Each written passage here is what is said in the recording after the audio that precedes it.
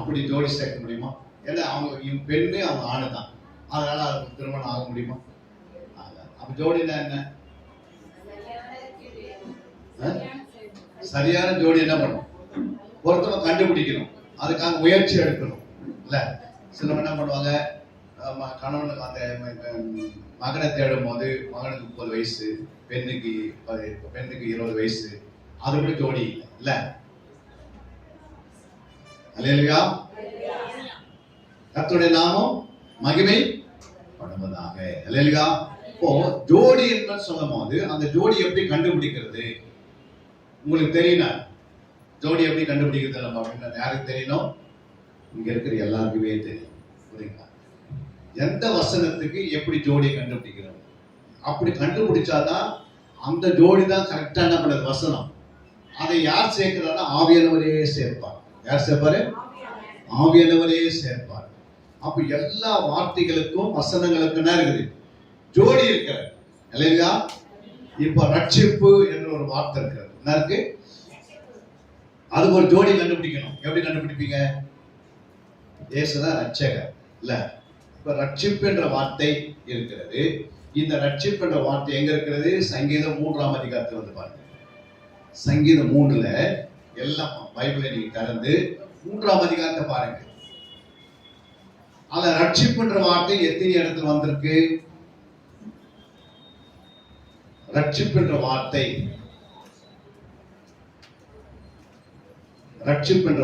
எத்தனை இடத்துல வந்திருக்கு?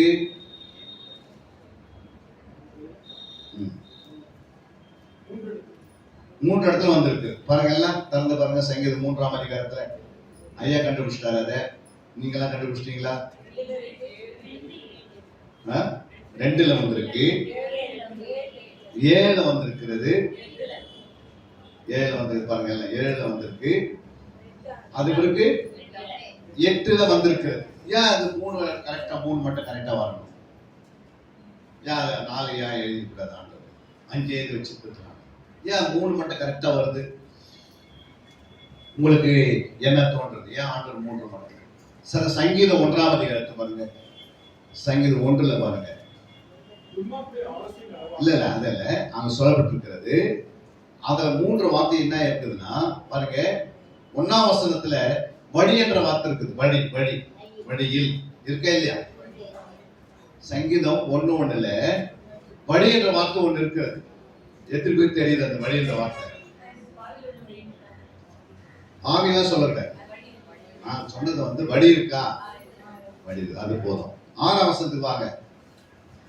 6ஆம் வசனத்துல எத்தனை வழி இருக்கு?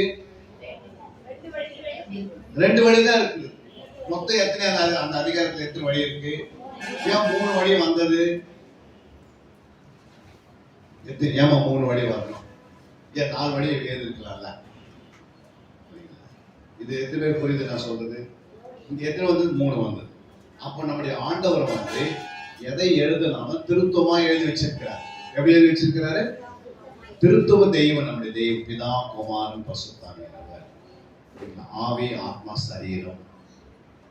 பிள்ளைகள், தாய், தகப்பன் 3 பேரு. ஒரு ஸ்கூல்ல போனா எத்தனை பேர் இருக்கிறாங்க? ஸ்டூடெண்ட் இருக்கிறாங்க, டீச்சர் இருக்கிறாங்க, அப்புறம் யாரு? பிரின்சிபல் இருக்கிறாங்க. புரியுங்களா? அது மாதிரி எத்தனை வானம் இருக்குது? இந்த உலகத்தில் எத்தனை வானம் இருக்குது? 3 வானம் இருக்கிறது. எத்தனை பூமி இருக்கிறது? 3 பூமி இருக்கிறது. எத்தனை பூமி? 3 பூமி இருக்கிறது. நோவா காலத்துல ஒரு பூமி இருந்தது. 2வது ஆண்டவர் என்ன பண்ணாரு? அந்த பூமியை இப்ப நான் பார்க்கிறோம். இந்த 2வது பூமி. 3வது ஒரு புதிய பூமி என்ன பண்ண போறாரு ஆண்டவர்? அப்படின்னு ஆண்டவர் எல்லாமே என்ன பண்ணிட்டாரு? 3 இருக்குது. ஏசு சிலுவையில் அறிவது எத்தனை பேர் அணிஞ்சாங்க? ஏன் 3 பேர் அறையணும்? 2 பேரும் 2 போதாதான்? எந்த ஒரு காரியத்துக்கும் 2 அல்லது 3 சாட்சி. எங்க இருக்குது அந்த வசனம்? 2 அல்லது 3 சாட்சி என்ற வார்த்தை எங்க இருக்கிறது? 2 கொரிந்தியர் 11 வாங்க. 13. 2 கொரிந்தியர் 13ஆம் அதிகாரத்துக்கு வாங்க. 1ஆம் வசனம்.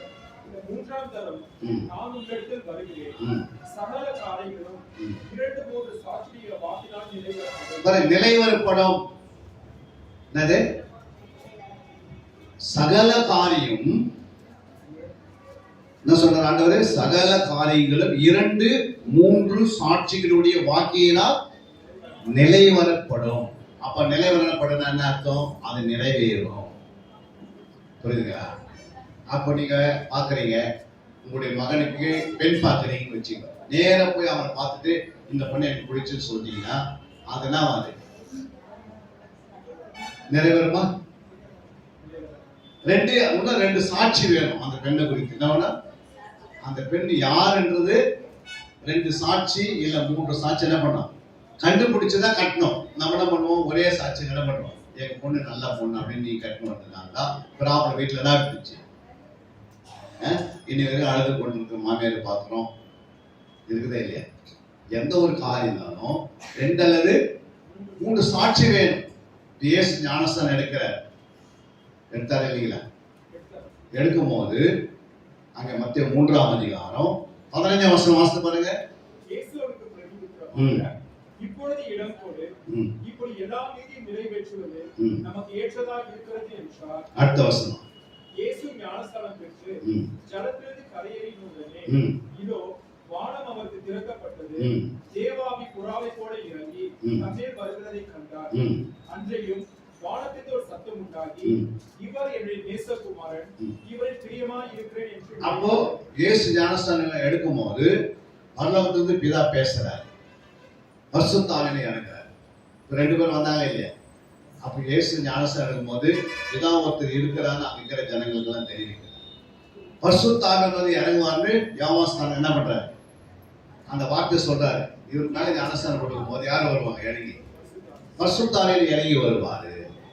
அப்போ ஏன் அவங்க 3 பேர் கரெக்டா, அப்ப பிதா இயேசு எங்கெல்லாம் வராரோ இந்த 2, 3 சாட்சி வச்சுட்டே வருவார். இயேசு சிலுவையில் அடையும் போது அவங்க 2, 3 பேர் சாட்சி கொடுத்தாங்க. யார சாட்சி கொடுத்தது சொல்லுங்க?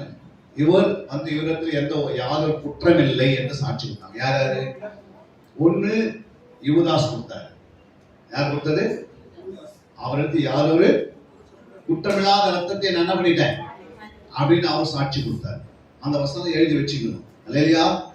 2வது யார் சாட்சி? 100க்கு அதிபதி ஒருத்தர் வந்து என்ன பண்றாரு, இவருக்கு யாதொரு குற்றம் இல்லை. 3வது யார் சாட்சி கொடுத்தது? அந்த தேசத்துடைய ராஜா கொடுக்கிறார் இல்லையா? 3 பேர் சாட்சி. புரியுங்களா? அதே மாதிரி அவர் சிலுவையில் அடையும் போது 3 பேர் பக்கத்தில் நிக்க வைக்கிறாங்க, 2 காலனை நிக்க வைக்கிறாங்க. அப்ப 3 பேருக்கு என்ன இருக்கும்? ஒரு ஸ்தூக்கில மாற்றான 3 பேருக்கு பேர் போலீஸ் ஸ்டேஷன் இருக்குமா? இருக்காது. எஃப்ஐஆர் போட்டிருப்பாங்க. இனி வரைக்கும் அந்த எஃப்ஐஆர் இருக்கும். புரியுங்களா? இயேசு ஒருத்தருக்கு இல்லை அப்படின்னு சொல்லவே முடியாது. ஏவத்தூதன் அது சொல்லவே முடியாது. ஏன்னா அவன் பேர் எழுதப்பட்டிருக்கிறார். அல்லையா? அவர் மரித்தே சதா காலங்களும் உயிரோடு இருக்கிறார். அல்லையா? அவர் 3ஆம் நாள் என்ன பண்றாரு? உயிரோடு இருக்கிறார். அல்லையா? இயேசு பிறப்பதுக்கு 3 பேர் வந்து என்ன பண்றாங்க?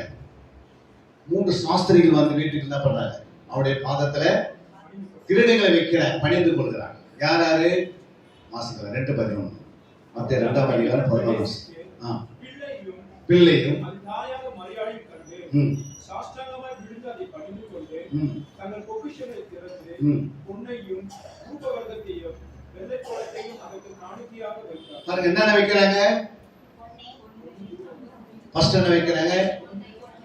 பொன்னு, தூபவர்க்கம், வெள்ளைப்போல் தைலம். வெள்ளைப்போல் தைலம் எதுக்காக பயன்படுத்துறாங்க? அவருடைய அடக்க ஆராதனைக்காகவும் பிறப்புக்காக பயன்படுத்துறாங்க. என்னது? இயேசு பிறப்புக்காக கொண்டு வந்து வைக்கிறாங்க. அவருடைய அடக்க ஆராதனைக்காக இந்த வெள்ளைப்போல் தைலத்தை அவர்கள் சரீரத்தை பண்றாங்க. ஒரு அம்மா வந்து பூசுறாங்க. அல்லேலூயா. அப்ப ஆண்டவர் சொல்ற, இவங்க என்ன பண்ணாதீங்க, இந்த அம்மாவை தொந்தரவு செய்யாதீங்க. இது எதுக்காக? என்னை அடக்கம் செய்வதற்காக செய்யறாங்க. அப்போ வெள்ளைப்போல் இருக்கு. அவங்க தைலத்தை எதுக்கு பூசினாங்க? அவரை அடக்கம் பண்ணுவதற்காக. அல்லேலூயா. தூபவர்க்கம் எதை குறிக்கிறது? இன்று இயேசு கிறிஸ்து பிரதான ஆசாரியராக இருந்து நமக்காக என்ன பண்றாரு? வேண்டுதல் செய்கிறார் என்று எபிரேயர் 7ஆம் அதிகாரம் 25ஆம் வசனம் வாசிங்க.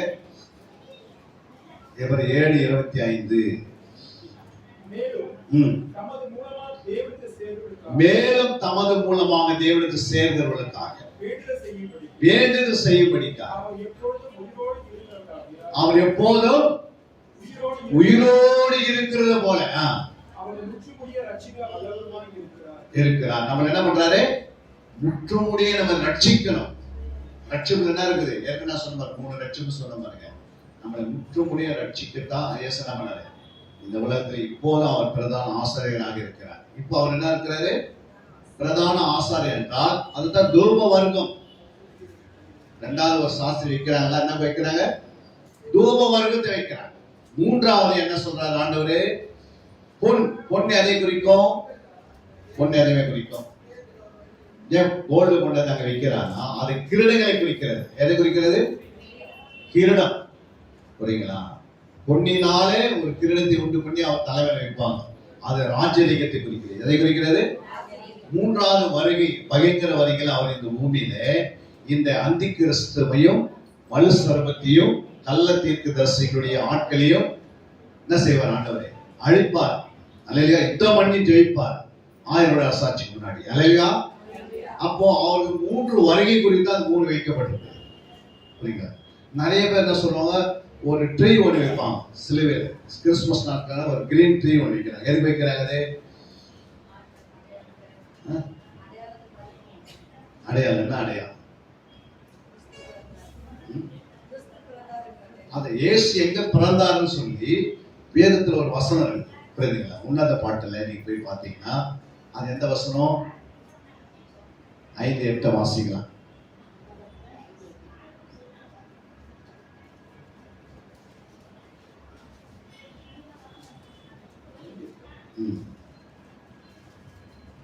இருக்கா? 5-8.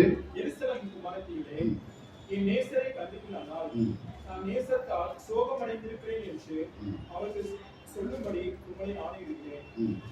கிட்ட அப்படியே நீங்க வந்தீங்கன்னா அங்க ஒரு ட்ரீயை குறித்து அவருடைய அந்த ஸ்திரீயை குறித்து எழுதும் போது என் தாயினுடைய அங்க எங்கே அவங்க பெற்று எடுக்கிறது குறித்து வரும் அந்த வசனம். பாருங்க.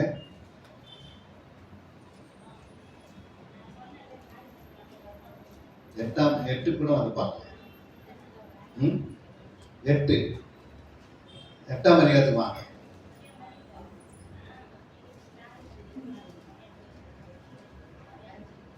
8:5 வாசி.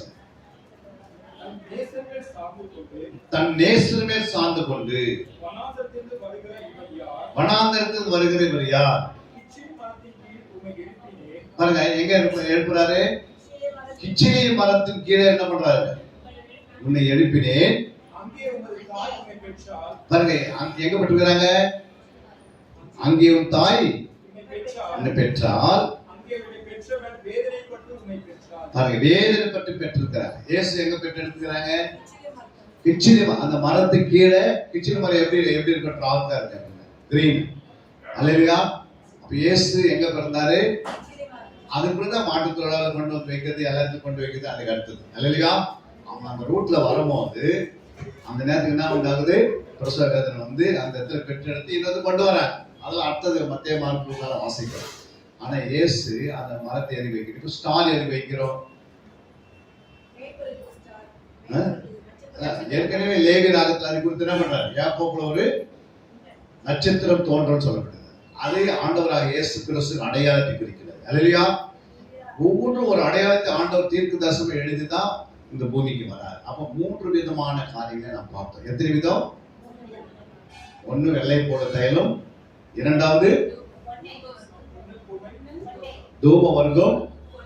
இது 3 வருகை குறிக்கிறது. அவங்க வைக்கிறாங்க எந்த விதத்துல? ஆவிக்குரிய அர்த்தத்துல என்ன ஆகுது?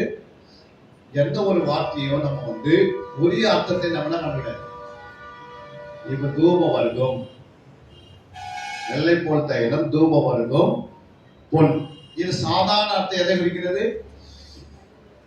சாதாரண அர்த்தம் எதை குறிக்கிறதுமா? வெள்ளை போலத்தை குறிக்கிறது. தூப வர்க்கம் தூபவர்க்கத்தை குறிக்கிறது. அப்புறம் பொன் என்பது சாதாரண அர்த்தத்துல இது 3 என்ன இருக்கு? இதுக்கு எது வேற யாராவது பேர் வைக்க முடியுமா? புரியுங்களா? தூபவர்க்கம் தூபவர்க்கம் தான் குறிக்கும். ஆனா இந்த வார்த்தையை நீங்க என்ன ஸ்பிரிச்சுவல் ஆவியில கொண்டு வரணும்னா எப்படி கொண்டு வருவீங்க? இந்த வெள்ளை பொன் தைலத்தையும் இந்த பொன், அதாவது இந்த தூப வர்க்கத்தையும் இந்த பொண்ணை எதை கொண்டு வருவோம்? ஆவிக்குரிய அர்த்தத்துல வெள்ளை போல் தையல் என்பது அவருடைய அடக்க ஆராதனை. இது ஆவி குறிக்கிறது, ஸ்பிரிச்சுவல் மெத்தட். சாதாரண மெத்தட்ல அது என்னது, வெள்ளை போல் தையல். ஆனா அது ஆவிக்குரிய அர்த்தத்தை குறிக்கிறது. அடக்க ஆராதனைக்காக, பிறப்புக்காக பயன்படுத்துறோம். புரியுங்களா? அதே வெள்ளை போல் தைலத்தை ரகசிய அர்த்தத்துக்கு போன எப்படி எதை குறிக்குது? ரகசிய அர்த்தம். ரகசியம்னா சீக்ரெட். பைபிள்ல ஒரு வார்த்தையை மூணு அர்த்தத்தை கொண்டு பேசலாம். எத்தனை அர்த்தத்தை? என்ன அர்த்தம்? சாதாரண அர்த்தம், ஆவிக்குரிய அர்த்தம், ரகசிய அர்த்தம். இல்லையா? இப்ப உங்களுக்கு வந்து சாதாரண அர்த்தம் வெள்ளை போல் தையல்னா அது வரைக்கும் சொல்லலாம். வெள்ளை போல் தையல் பண்ண வந்து அவங்க என்ன பண்ணாங்க, கிஃப்டா வச்சாங்க, தூபவர்க்கத்தை வச்சாங்க, அப்புறம் பொண்ணை வைத்தாங்க. இதை சொல்லிட்டு இதோட முடிச்சுட்டு போயிட்டே இருக்கலாம். நீங்களும் என்ன பண்ணுங்க, ஆண்டவராக இயேசு பிறப்பு நாளை கிறிஸ்துமஸ் டே அன்னைக்கு நிறைய நீங்க உங்களால முடிஞ்சதெல்லாம் என்ன பண்ணுங்க, ஆண்டவருக்காக சில கிஃப்டை கொண்டு வந்து கொடுங்க, மற்றவங்க கொடுங்கன்னு சொல்லி நம்ம மெசேஜ் கொடுக்குறோம். கொடுக்குறோமா இல்லையா? எப்படி இயேசு கிறிஸ்து பிறக்கும் போதெல்லாம் கொண்டு வந்தாலும் நம்மளுடைய இயேசு கிறிஸ்து பிறக்கிற அன்னைக்கு கிறிஸ்துமஸ் அன்னைக்கு 4 பேருக்கு புடவை எடுத்து கொடு, 4 பேருக்கு என்ன பண்ணணும், 10 கிலோ அரிசி கொடுங்க, ஏழைகள்லாம் கொண்டு வந்து என்ன பண்ணி கேக் வெட்டுங்க, அதை பண்ணி இது வந்து அந்த நற்கிரிகளை கொண்டு போவோம். அல்லையா? இது வெளிப்புறத்துக்கு நற்கிரிகள் செய்வதற்கு இந்த வசனத்தை எடுத்துக்கலாம். அல்லையா? ஆனா அதே ஆவிக்குரிய அர்த்தம் எடுத்தா எதை எடுப்பீங்க? வெள்ளை போல் தையல்ன்றது எதை குறிக்கிறது? அவருடைய அடக்க ஆராதனை சொல்லி அவர் சொல்லப்பட்டிருக்கிறது. அல்லையா? இரண்டாவது தூபம் எதை குறிக்கிறது? சாதாரண அர்த்தம் ஜபம். நம்ம என்ன பண்றோம், இப்போ தூபமா நம்முடைய ஜபம் மேல போகுது. அல்லையா? இது ஆவிக்குரிய அர்த்தம். அதே போல இயேசு கிறிஸ்து என்ன பண்றாரு, பரலோகத்துல நமக்காக நம்மளை முற்றுமுடிய ரட்சிக்க என்ன பண்றாரு, அவரு விண்ணப்பம் செய்யறாரு. எப்படி? பிரதான ஆசாரியராக அவர் சொன்னவருக்கு பிரதான ஆசாரியராக என்ன பண்றாரு, அவரு இன்னைக்கு வரைக்கும் அவர் ஜெபம் பண்றாரு. அல்லையா? அப்ப இதெல்லாம் நமக்கு தெரிஞ்சிருக்கணும். இது ஆவிக்குரிய அர்த்தம். மூன்றாவது ரகசிய அர்த்தம் அப்படின்னா அது எதை குறிக்கிறது? மூன்றாவது வருகை. அந்த பொன் என்பது எதை குறிக்கிறது? மூன்றாவது வருகை குறிக்கிறது. பொன் என்பது விசுவாசத்தினுடைய அடையாளத்தை குறிக்கிறது. நீங்க பொன்னை போல நம்ம சோதிக்கப்படும் போது எப்படி இருப்பீங்க? 28 நம்ம வாசிக்கிறல்ல, யோகுல வாசிக்கும் போது அவர் பொண்ணா சோதித்த பின் பொன்னாக அப்புறம் எப்படி நம்ம அந்த விசுவாசத்துல வெளியே வரும்போது கோல்டு எப்படி மினுக்குதான மாதிரி இருக்கு நம்முடைய விசுவாசம். இல்லையா? எத்த பிறகு நம்ம என்ன பண்ண எல்லா வார்த்தைகளும் சாதாரண அர்த்தம் தெரியணும். ஒரு வசனம் வார்த்தை ஆவிக்கிற அர்த்தம் தெரியும். அந்த வார்த்தை வந்து ரகசிய அர்த்தம் தெரியணும். நமக்கு என்ன பண்றது, ஒரே அர்த்தம் தான் கற்று வச்சிருக்கணும். இல்லையா? ஏன் சொன்னாலும் அது அப்படியே என்ன பண்றது, அது ஒரே அர்த்தத்துல போறதுனால பைபிள் என்ன பண்ண முடியல, புரிஞ்சிக்கவே முடியல. அதனால தான் 2 கொரிந்தியர்ல 2ஆம் அதிகாரம் 11ஆம் வசனத்தை நீங்க வாசித்தீங்கன்னா 11-12 வாசிக்க. 2:11 சாத்தானாலே நாம் போட்டு போகாதபடிக்கு இல்ல 1 கொரிந்தியர் 2:12 அநேகர் மூலமாய் எங்களுக்கு உண்டான தயவுக்காக இல்ல 13 இல்ல அங்க பக்கத்துல ஐயா வாசிக்க 13ஆம் வசனம். 1 கொரிந்தியர் 2:13 12 வாசிக்கலாம். 12 கூட வாசிக்கலாம். உங்களில் சிலர் நான் இல்ல மேல 1 கொரிந்தியர் 2:12-13 உலகத்தின் ஆவி பெறாமல் தேவனால் எங்களுக்கு அறியப்பட்டவர்களை அறியும்படிக்கு தேவனிலிருந்து புறப்படுகிற ஆவியை பெற்றோம். அவைகளை நாங்கள் மனுஷ ஞானம் போதிக்கிற வார்த்தைகளாலே பேசாமல் பசுத்த ஆவி போதிக்கிற வார்த்தைகளாலே பேசி ஆவிக்குரியவர்களை கூட சம்பந்தப்படுத்தி காண்பிக்கிறோம். ஜென்ம சுபாவமான மனுஷனோ தேவனுடைய ஆவிக்குரியவைகளை ஏற்றுக்கொள்ளார். அவைகள் தேவனுக்கு பைத்தியமாக இல்ல, அவைகள் அவனுக்கு பைத்தியமாக தோன்றும். அவைகள் ஆவிக்கேற்ற பிரகாரமாய் ஆராய்ந்து நிதானித்து வருகிறதால் அவைகளை அறியவும் மாட்டார். போதும் அதான் என்ன சொல்றாரு ஆண்டவரே, அதாவது ஜென்ம சுபாவமான மனுஷனும் தேவனுடைய ஆவிக்குரியவைகளை ஏற்றுக்கொள்ள.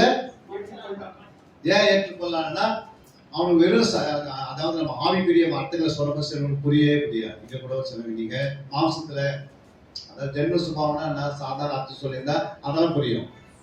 டக்குன்னு நான் வசனத்துல ஆவிக்குரிய அர்த்தத்துக்கு கொண்டு அதெல்லாம் பண்ணுவாங்க. சில வசனம் உங்களுக்கு புரியாது. ஏன்னா அப்படின்னா உங்களுக்கு என்ன இல்லை, அந்த ஆவியானவர் இல்லை. எத்தனை பேருக்குள்ள ஆவியானவர் இருக்கிறாரு? கரங்களை உயர்த்தி காட்டுங்க. எனக்குள்ள ஆவியானவர் இருக்கிறாரு. இருக்கிறாரா? வசனம் எல்லாமே வாசிக்கலாம். பரிசேயர்கள் வசனம் என்ன பண்ணாங்க? சரிசேயர்கள் என்ன பண்ணாங்க? நல்லா வசனத்தை வாசித்தாங்க. ஆனா அவங்களுக்கு ஆவிக்குரிய அர்த்தம் இயேசு பேசும்போது அவங்களுக்கு புரியாது. உடனே அவங்க திருடன்றாங்க, கொள்ளக்காரன்றாங்க, இயேசுவை திட்டி என்ன பண்றாங்க? நன்மை அவர்கிட்ட பெற வேண்டிய தெரியாம போயிட்டாங்க. ஏன் அப்படின்னா நமக்குள்ள யாரும் இல்லை. ஆவியானவர் இருந்தாதான் இந்த ஆவிக்குரிய அர்த்தம் புரியும். அதாவது அர்த்த வசனம் சொல்ல பாருங்க, ஆவிக்குரியவன் எல்லாவற்றையும் ஆராய்ந்து நிதானிக்கிறான், ஆனாலும் அவன் மற்ற ஒருவனால ஆராய்ந்து நிதானிக்கப்படான். அப்படின்னா என்ன அர்த்தம்? நீங்க ஆவிக்குரிய பிள்ளைகளா இருந்தீங்கன்னா உங்களுக்கு இன்னொரு உலக மனுஷத்தை இப்படி இப்படின்னா வசனம் சொல்லி தர வேண்டிய அவசியம் இல்லை. இல்லையா? ஆவிக்குரிய பேசலாம். ஆனா ஆவிக்குரிய எல்லாரும் நீ போய் ஒருத்தர் பேசினா நீ ஒன்று சொல்லுங்க, அவனுக்கு வைப்பான். அவங்க ஒன்று சொல்லுவாங்க, நீங்க நம்ம கேட்போம். ஏன்னா நம்முடைய ஆவி நம்ம சொல்லும்போது அவனுக்கு புரியாது. அவங்க சரீரத்தில் பேசுவாங்க, நம்ம ஆவியில பேசுவோம். புரியுங்களா? நீங்க ஆவியில பேசுற வார்த்தை சரீரத்தில் பேச என்ன பண்ணாது? புரியாது. சரீரத்தில் பேசுற வார்த்தை நம்ம புரிஞ்சாலும் நம்ம சொன்னாலும் அவங்க ஏற்றுக்க மாட்டாங்க. இல்லையா? அதனால என்ன பண்ணும்? ஆவி சரீரத்துக்கு விரோதமாக சரீரம் அவங்க எப்போ போராடும். கணவன் ரட்சிக்கப்பட்டிருப்பாங்க, மனைவி ரட்சிக்கப்பட்டாங்க. நான் ஜோபனத்துக்கு போனேன்னு சொன்னா அவரை ஜபனை எதுக்கு அப்படின்னு. இல்லையா? ஏன்னா அவங்க மாசத்துல இருக்கிறா நம்ம டக்குன்னு புரியும். இவரு எப்படி டேக் பண்றது? ஜோம் பண்ணி தான் இந்த ஆவி துரத்தணும். யாரை துரத்தணும்? கணவனை துரத்த விடாது. கணவனை சுத்தி பின்னாடி என்ன பண்ணுது? சில ஆவி இருக்கும், மாம்சத்தின் கிரிகளை அவர் உண்டாக்குது. அந்த ஆவி துரத்து ஜபத்தை விட்டீங்கன்னா அவர் அப்புறம் நீ ஜபத்துக்கு போகணும். இல்லையா? அப்ப நம்ம துரத்தாதே நம்ம அவர்கிட்ட வாக்குவாதம் பண்ணிட்டோம்னா அவர் நம்ம போவாதபடி தடுத்துருவார். அப்ப நமக்கு குடும்பத்தில் ரட்சிக்கப்படாதவங்க எப்படி? ரட்சிக்கப்படாதவங்கிட்ட ரட்சிக்கப்பட்டவங்க. ரட்சிக்கப்பட்டவங்கிட்ட ஆவியானவர் சிலர்கிட்ட இல்லை. நம்மகிட்ட என்ன இல்லை? ஆவியார் பெறாதே சர்ச்சில் உட்காந்து. அப்ப ஆவியான பெற்றுட்டீங்களா அப்படின்னு கேட்டா நான் அந்நிய பாஷை பேசுறேன். அந்நிய பாஷை என்பது வரம். என்னது? வரம், கிஃப்ட். ஆண்டு வந்து ஒரு கிஃப்ட் கொடுத்துட்டாரு. பிசாசத்தை கிஃப்ட் கொடுத்துட்டாரு. பிசாசத்தை கத்திருப்பார். இல்லையா? ஆனா அவர் பாவம் செய்ய முடியாதா? பிசாசு துரத்துறவரு பாவம் செய்ய முடியாது. முடியும். ஏன் முடியும்? பாவம் செய்யாத இருக்குன்னா அவங்களுக்குள்ள கனி இருக்கணும். என்ன இருக்கணும்? கனி இருக்கணும். இப்ப கனி இல்லாத பிசாசு துரத்த முடியாதா? வாசிக்காத வாசனத்தை மத்திய 7ஆம் அதிகாரம் 21ஆம் வசனத்துவாங்க. பரலோகத்தின் பிதாவின் சித்தத்தின்படி செய்கிறவனை பரலோகராஜ்யத்தில் பிரவேசினி அல்லாமல் என்னை நோக்கி கர்த்தாவே கர்த்தாவே என்று சொல்லுகிறவன் அதில் பிரவேசிப்பதில்லை. அந்நாளில் அநேகர் என்னை நோக்கி கர்த்தாவே கர்த்தாவே உமது நாமத்தினாலே தீர்க்கதரிசனம் உரைத்தோம் அல்லவா? உமது நாமத்தினாலே பிசாசை துரத்தினோம் அல்லவா? உமது நாமத்தினால் அநேக அற்புதங்கள் செய்தோம் அல்லவா என்பார்கள். அப்பொழுது நான் ஒரு காலம் உங்களை என்ன பண்ணல? அறியவில்லை. அக்கிரமம் செய்யக்காரரே என்னை விட்டு அகன்று போகுங்கள் என்று அவர்களுக்கு சொல்லுவேன். அல்லேலூயா. யார் அக்கிரமக்காரங்க? 4 பேர் காட்டுறாரு ஆண்டவர். யாரு? தீர்க்க தரிசனம் உரைத்தவங்க, பிசாசை துரத்தினவங்க, அற்புதம் செய்தவங்க. யாரு? இந்த 3 பேர் கூட்டம். அக்கிரமம் செய்யக்காரன்ற ஆண்டவர். அப்போ நீங்க ஒரு பிசாசு துரத்திட்டு வரீங்கன்னா நீங்க யாரு? அக்கிரமக்காரர். அப்படியா ஆண்டவர் சொல்றாரு? ஏன் சொன்னார்னா 20 நீங்க வாசித்தீங்கன்னா பாருங்க 20ஆம் வசனம். ஆதலால்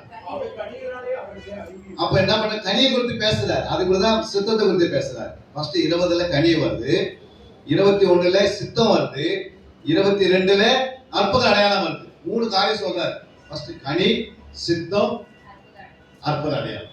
அப்போ ஒருத்தருக்கு வந்து ஜெபம் பண்ணி ஒரு வரத்தை பெற்றுக்கலாம். ஆனா ஜெபம் பண்ணி கனியை பெற்றுக்கொள்ள முடியாது. இல்லையா? ஏன் கனி பெற்றுக்கொள்ள முடியாது? ஜெபம் பண்ணி ஆண்டவரே பிசாசத்தை வரத்தானே கொடுப்பாரு, கொடுக்க மாட்டார். ஆண்டவர் கொடுப்பாரு. ஆனா எனக்கு அன்பு வரணும் ஆண்டவரே சொன்னா அதை ஆண்டவர் அன்புனா அவர் தான் சொல்லுவாரு, டைரக்டா கொடுப்பாரு. அன்பு எப்ப கொடுப்பாரு? எப்பமா கொடுப்பாரு? உன் கையில வேற புத்தகமே இல்லைன்னா என்ன கொடுத்துருவாரு? அன்பு கொடுத்துருவாரு. ஆனா உங்ககிட்ட என்ன கொடுத்துருக்கிறார்? வேற புத்தகம் கொடுத்துருக்கிறார். இந்த புத்தகத்துல என்ன இருக்குது? அன்புன்றது ஒரு வார்த்தை. பைபிள்ல அன்புன்னு எங்க இருக்குது, அதுக்கு என்ன சொல்லுவோம்? வார்த்தை சொல்லுமா? ஃபர்ஸ்ட் சாதாரண அர்த்தம் அது அன்புன்றது வார்த்தை. அப்புறம் அன்பு என்ன? அது ஒரு கனி. அன்புன்றது என்னது? ஆவின் கனியில அன்புன்றது கனி. அப்ப இந்த அன்புன்ற வார்த்தை நமக்கு அன்புன்னு சொன்னா டக்குன்னு உள்ள வந்துருமா? இப்ப நீங்க சொல்றீங்க ஒரு பிரிஞ்சு வாங்க, பிரிஞ்சுன்னு வாங்கி கையில, பிரிஞ்சுன்றது வார்த்தை என்னது? பிரிஞ்சுன்றது ஒரு வார்த்தை. ஆனா இப்ப அது வீட்டுல இல்ல. அந்த பிரிஞ்சுடைய விலை எவ்வளோ? 30,000 ரூபாய். இப்ப 30,000 ரூபாய், அந்த 30,000 எப்படி வரும் கையில? பிரிஞ்சுன்ற வார்த்தை, அந்த அன்புன்ற வார்த்தை வந்துடுச்சு. இப்ப இந்த அன்பு எப்படி வரும் உள்ள?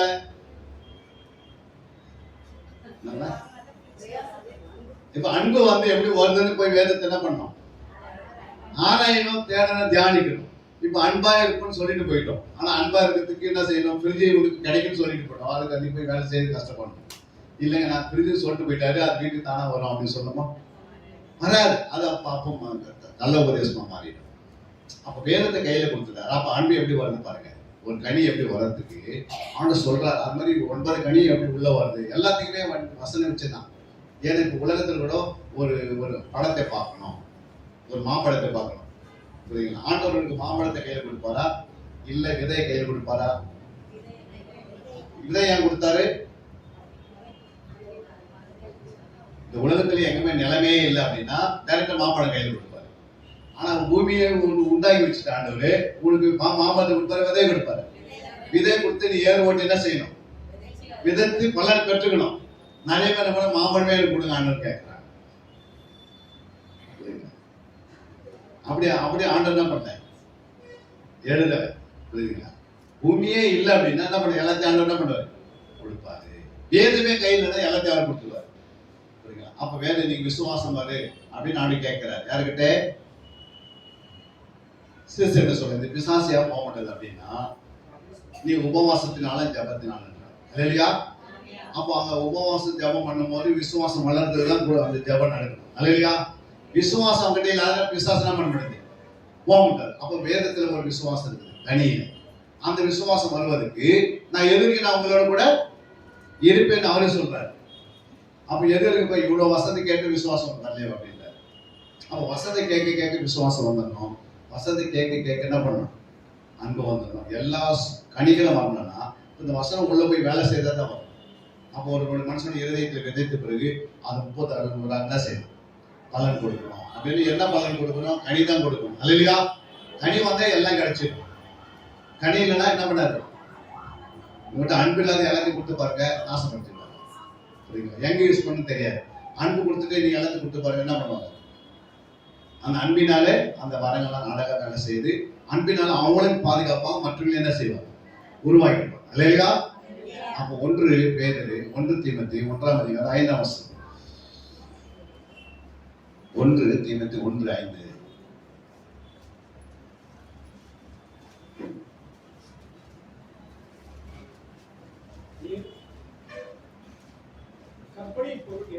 கற்பனின் பொருள் என்னவெனில் சுத்தமான இருதயத்திலும் நல்ல மனசாட்சியிலும் மாயமற்ற விசுவாசத்திலும் பிறக்கும் அன்பே. இப்ப அன்பு எப்படி பிறக்குது? ஃபர்ஸ்ட் ஒருத்தருக்குள்ள என்ன இருக்கணும்? சுத்தமான இருதயம். அடுத்தது என்ன இருக்கணும்? 2வது நல் மனசாட்சி. 3வது மாயமற்ற விசுவாசம். இது 3 யாருக்குள்ள இருக்குதோ அவங்களுக்கு தான் கிடைக்கும் அன்பு பிறகு. ஃபர்ஸ்ட் எங்க இருக்கணும் அன்பு?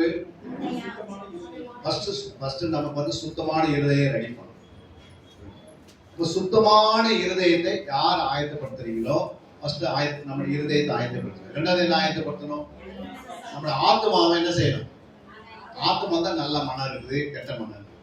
இந்த ஆத்மாவில நல்ல மனசாட்சி நம்ம ரெடி பண்ணணும், ஆயத்தப்படுத்தணும். நல்ல மனசாட்சி இல்லையா? 3வது என்ன செய்யணும்? விசுவாசம். மாயமற்ற ஒரு விசுவாசத்தை உருவாக்கணும். இது 3 இல்லை அப்படின்னா என்ன பண்ணாது? அன்பு பிறக்காது. அப்போ அன்பு எப்ப பிறக்கும்? அன்பு பிறந்த பிறகுதான். விதை போட்டு தானே கிடைக்கும். நீ விதை போட்டீங்க, ஈசா போய் விதைக்கிறார். என்ன பண்றாரு ஆண்டவர்? இல்ல எப்படி பலன் பண்ணி கொடுத்தாரு? இல்ல அவர் என்ன பண்ண? ஆசீர்வாதம் ஒரு மழையை என்ன பண்ணாரு? அந்த விதை மேல பொழிஞ்சினார். இப்ப நீ வசனம் உள்ள இருக்காதுன்னு ஆவி என்ன பண்ண மாட்டாரு உள்ள ஊற்றுவாரா? ஊற்றுன்னு நம்ம ஜெபம் பண்ணணும். ஆனா ஆவி ஏன் ஊற்று அவர் கேட்பாரு. இப்ப நீங்க ஒரு பெருமையான நிலத்துல மழை பெய்யணும் பயணம் என்ன பண்ண மாட்டார்? 4 பேர் இருப்பாரு. என்ன செய்யணும்? நீ ஃபர்ஸ்ட் ஏர் விழுது, அதுக்கு கல்லு முன்னாடி எடுத்து போட்டுட்டு அதை பண்படுத்திட்டு அப்புறம் விதை போட்டுட்டு ஆனா என்ன பண்றாரு? இப்ப ஜெபம் பண்ண மழை என்ன பண்ணும்? கொடுப்பாரு. ஆனா விதை போடாத மழை பெய்ஞ்சு என்ன பண்ணுவாரு? எடுப்பது வரணும். உள்ள இயேசுவே இல்லை, இயேசு வார்த்தை இல்லை. அவங்க மேல ஆவி ஊற்றுவாரா? என்ன பண்ணுவாரு? சீசர்கள் 3 வருஷம் வரைக்கும் இயேசுக்கு இருந்தாங்க. 3 வருஷம் அவங்க கேட்ட வார்த்தைகள் புரியுங்க. நான் போய் தேக்கல நான் அனுப்பின பிறகு நீங்க யாருக்கிட்ட என்ன பண்ணல பைபிள் பற்றி கேட்க வேண்டிய அவசியம் இல்லை. நீங்களே பைபிள் எழுதிட்டாரு இல்லையா? அப்ப 3 வருஷம் கேட்ட அந்த வார்த்தைகள் வசனங்கள் இருதயத்தில் இருந்ததுனால இப்ப ஆவியல் பயங்கரமா குழந்ததுனால என்ன ஆயிடுச்சு? அவங்களே பைபிள் எழுத ஆரம்பிச்சு, அவங்களே பைபிள் பேச ஆரம்பிச்சு. அது எதை பேசினாலும் அதே வசனமா மாறிடுச்சு. 3 வருஷம் கேட்ட வசனம் எங்கெல்லாம் கேட்டா என்னென்ன கேட்டாங்க அந்த வசனம் என்ன ஆயிடுச்சு? எல்லாம் ஞாபகத்தில் வந்துடுச்சு. ஏன்னா ஆவியானவர் சத்தியாவில் உள்ள வரும்போது சகல சத்தியத்தில் நம்ம என்ன பண்ணுவார்? மை நடத்துவார். புரியுதுங்களா? அப்ப எப்படி நடத்துவார்? நீங்க கேட்கணும், எல்லாம் வசனத்தை கேட்கணும், தேடணும், தியானிக்கணும், ஆராயணும். இதெல்லாம் கேட்டு நிறைய வச்சிருந்தீங்கன்னா உங்களால ஆவியில் ஊற்றுறதுன்னா முழு பைபிள் எவ்வளவு வசனம் வாசிக்கிறதோ அத்தனை ஞாபகத்தில் வந்து ஆவியானவர் எல்லாமே நம்ம என்ன பண்றது? வசனம் நேற்று பட்ச காலையில நேற்று சண்டே மெசேஜ் கேட்டோம், மண்டே கேட்ட என்ன பண்றது இல்லை, உடனே மறந்துடும்.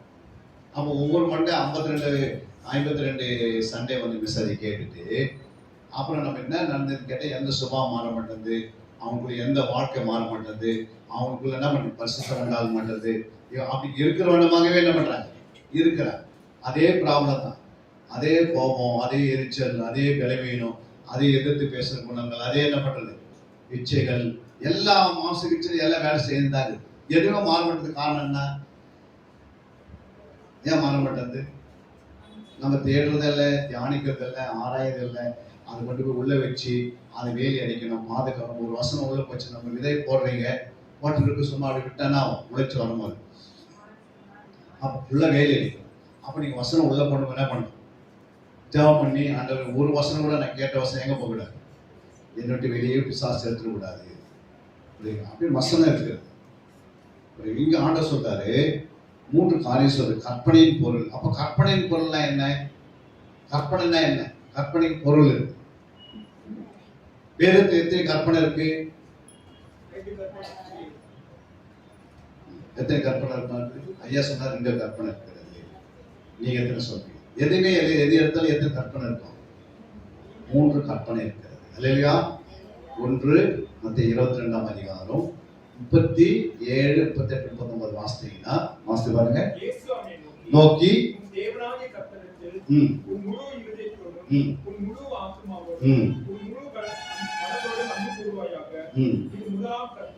இது என்ன கற்பனை? முதலாம் கற்பனை. அடுத்தது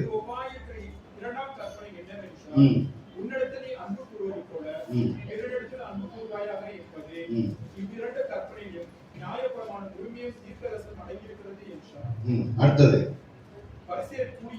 போதும். அப்போ 2 கற்பனை வந்துருச்சா? என்ன கற்பனை வந்தது? இயேசு அவனை நோக்கி உன் தேவனை கர்த்தரிடத்தில் உன் முழு இருதயத்தோடும் முழு ஆத்மாவோடும் முழு மனதோட செய், அன்பு கூறுவாய். கொடுத்திருக்கிறா இல்லையா? என்ன சொல்றாரு? எத்தனை முழு வந்திருக்கு? முழுன்ற வார்த்தை எத்தனை வந்துருக்குது? ஏன் 3 வரணும்? ஏமா 3 வரணும்? முழு இருதயம்னாரு, முழு ஆத்மான்றாரு, முழு மனதோடு என்றாரு. ஏன் அப்படி சொல்றாரு ஆண்டவர்? இங்கே ஆவி ஆத்மா சரீரத்தை கொண்டு வராரு அல்லையா? நான் சொல்றது வெளியே இருக்க சரீரத்தில், நான் சொல்றது உள்ளம். இந்த உள்ளான மனிதனுக்கு என்ன இருக்கு? ஆவி ஆத்மா சரீரம் இருக்கிற மாதிரி நமக்கு வெளியே இருக்கிறது எப்படி தெரியுது அதே மாதிரி உள்ள இருக்கு. இந்த உள்ள இருக்கிற ஆவி ஆத்மா சரீரம்ன்றது மிக முக்கியமானது அல்லையா? அப்ப 3 இடத்துல என்ன பண்ணு? அன்பு கூறு அப்படின்னு சொல்லிட்டு இது முதலாம் பிரதான கற்பனை. புரியுங்களா? ஒரு கற்பனை ஆச்சா? 2வது என்ன சொல்றாரு? இதற்கு ஒப்பா இருக்கிற 2ஆம் கற்பனை என்னவென்றால், அப்போ பிரதான கற்பனை 2ஆம் கற்பனை. இன்னொரு கற்பனை இது பாருங்க, எபேசியர் 6ஆம் அதிகாரம் 3ஆம் வசனம். எபேசியர் 6:3. உன் தகப்பனையும் உன் தாயை கனம் பண்ணுவாயாக என்பது வாக்குத்தத்தம் உள்ள முதலாம் கற்பனையாய் இருக்கிறது. நாங்க என்ன சொல்றாரு, உன் தகப்பனையும் உன் தாயையும் கனம் பண்ணுவாயாக என்பதே வாக்குத்தத்தம் உள்ள முதலாம் கற்பனையா இருக்கிறது. அப்ப அங்க என்ன பார்த்தோம், என்ன கற்பனை பார்த்தோம்? ஒரு பிரதான கற்பனை, அப்புறம் இரண்டாம் கற்பனை. இங்க என்ன இருக்குது, முதலாம் கற்பனை. அப்ப இந்த முதலாம் கற்பனை நம்ம யாரும் என்ன பண்றது இல்லை. இங்க ஒரு கற்பனை இருக்குதுன்னு நமக்கு தெரியாது நிறைய பேர். இது முதலாம் கற்பனை, உன் தாய் கற்பனை என்ன பண்ணு. இரண்டாம் கற்பனை சொல்றது, உன்னிடத்தை அன்பு கூறது போல அன்பு கூறுது. இன்னொரு கற்பனை சொன்னாரு, என்ன கற்பனை? பிரதான கற்பனை, உன் முழு இதயத்தோட முழு ஆத்மாவோட முழு மனதோட அன்பு கூறுது. இப்போ எத்தனை கற்பனை, இதுக்கு பேர் தானே சொன்ன கற்பனையின் பொருள். அங்க சொன்னாரு 1 தீமோத்தேயு 1:5 கற்பனையின் பொருள் என்னவெனில் அப்படின்றார். அப்ப இந்த 3 கற்பனைகளும் நம்ம கிட்ட என்ன பண்ணணும், கிடைக்கணும். அதான் 22ஆம் அதிகாரமா மத்தேயு 22ல 39ஆம் வசனம். இதற்கு ஒப்பாயிருந்த இரண்டாம் கற்பனை என்னவென்றால், உன்னிடத்தில் நீ அன்பு கூறுவது போல பிறரிடத்தில் அன்பு கூறுவாயாக என்பது. 40க்கு வந்திருக்கு. இவ்விரண்டு கற்பனைகளிலும் நியாயப்பிரமாணம் உண்மையும் தீர்க்கதரிசனம் அடங்கியிருக்கிறது என்றார். பாருங்க என்ன சொன்னாரு, இந்த 2 கற்பனைகள் எல்லாம் என்ன இருக்குது, நியாயப்பிரமாணம் இருக்கிறது, நியாயப்பிரமாணம் முழுமையும் அப்படின்றாரு, தீர்க்க தரிசனங்களும் அடங்கி இருக்கிறது அப்படின்றாரு. அப்ப நியாயப்பிரமாணம் முழுமைனா என்ன, நியாயப்பிரமாணம் முழுமைனா என்ன? இதெல்லாம் நமக்கு தெரியலன்னா நம்ம என்ன பண்றது, அந்த நியாயப்பிரமாணம் முழுமையை அடையாம இப்பிதானத்திலே அன்பு கூற முடியாது, அப்புறம் பிறரிடத்தில் அன்பு கூற முடியாது, அப்புறம் தாய் தகப்பனிடத்தில் அன்பு கூற முடியாது. ஏன் அப்படின்னா நமக்கு நியாயப்பிரமாணம் முழுமையா என்னன்னு அதே தெரியாத வரைக்கும் நமக்கு எப்படி, உனக்கு தெரிஞ்சாதானே அதுல போய் விடல. ஒரு காரியம் தெரிஞ்சிச்சுன்னா என்ன பண்ணுவோம், நீங்க தேடி தேடி ஒரு கடைக்கு போறீங்க, அந்த பொருளை கிடைச்சிருக்குன்னா ஒரு 10 கடை ஏறி இறங்கிட்டீங்க, ஆனா அந்த பொருளை எங்கேயுமே இல்லை. டக்குன்னு ஒரு கடை கிடைச்சிருக்கு, நம்ம என்ன ஒரு விடுதலை ஆயிடும், அந்த கடையில் கிடைச்சிச்சு அப்படின்னு இல்ல. அதே நீங்க தேடி தேடி எங்க போய் கிடைக்கல, சோர்ந்து போயிடும். அப்ப வேதத்திலே நம்ம தேடி தேடி இயேசு கரெக்டா கண்டுபிடிக்கலாம், நம்ம சோர்ந்து போயினே இருக்கும்.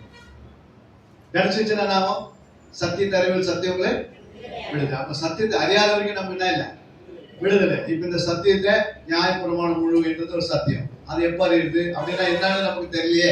அப்ப அது வரைக்கும் நம்ம என்ன பண்ணாது, அந்த முழு அன்பை நம்ம வெளிப்படுத்துது. பிரதான அன்பையும் இரண்டாம் கற்பனை சொல்லப்பட்ட அந்த உன்னுடைய அன்பு கொள்ளும் போல நீ பிறரிடத்தில் அன்பு கொள்வது, அப்புறம் முதலாம் கற்பனை சொன்னது உன் தாய் தாய், இதெல்லாம் நமக்கு அப்படியே என்ன பண்ணோம், அதாவது முழுமை அடைய முடியாது.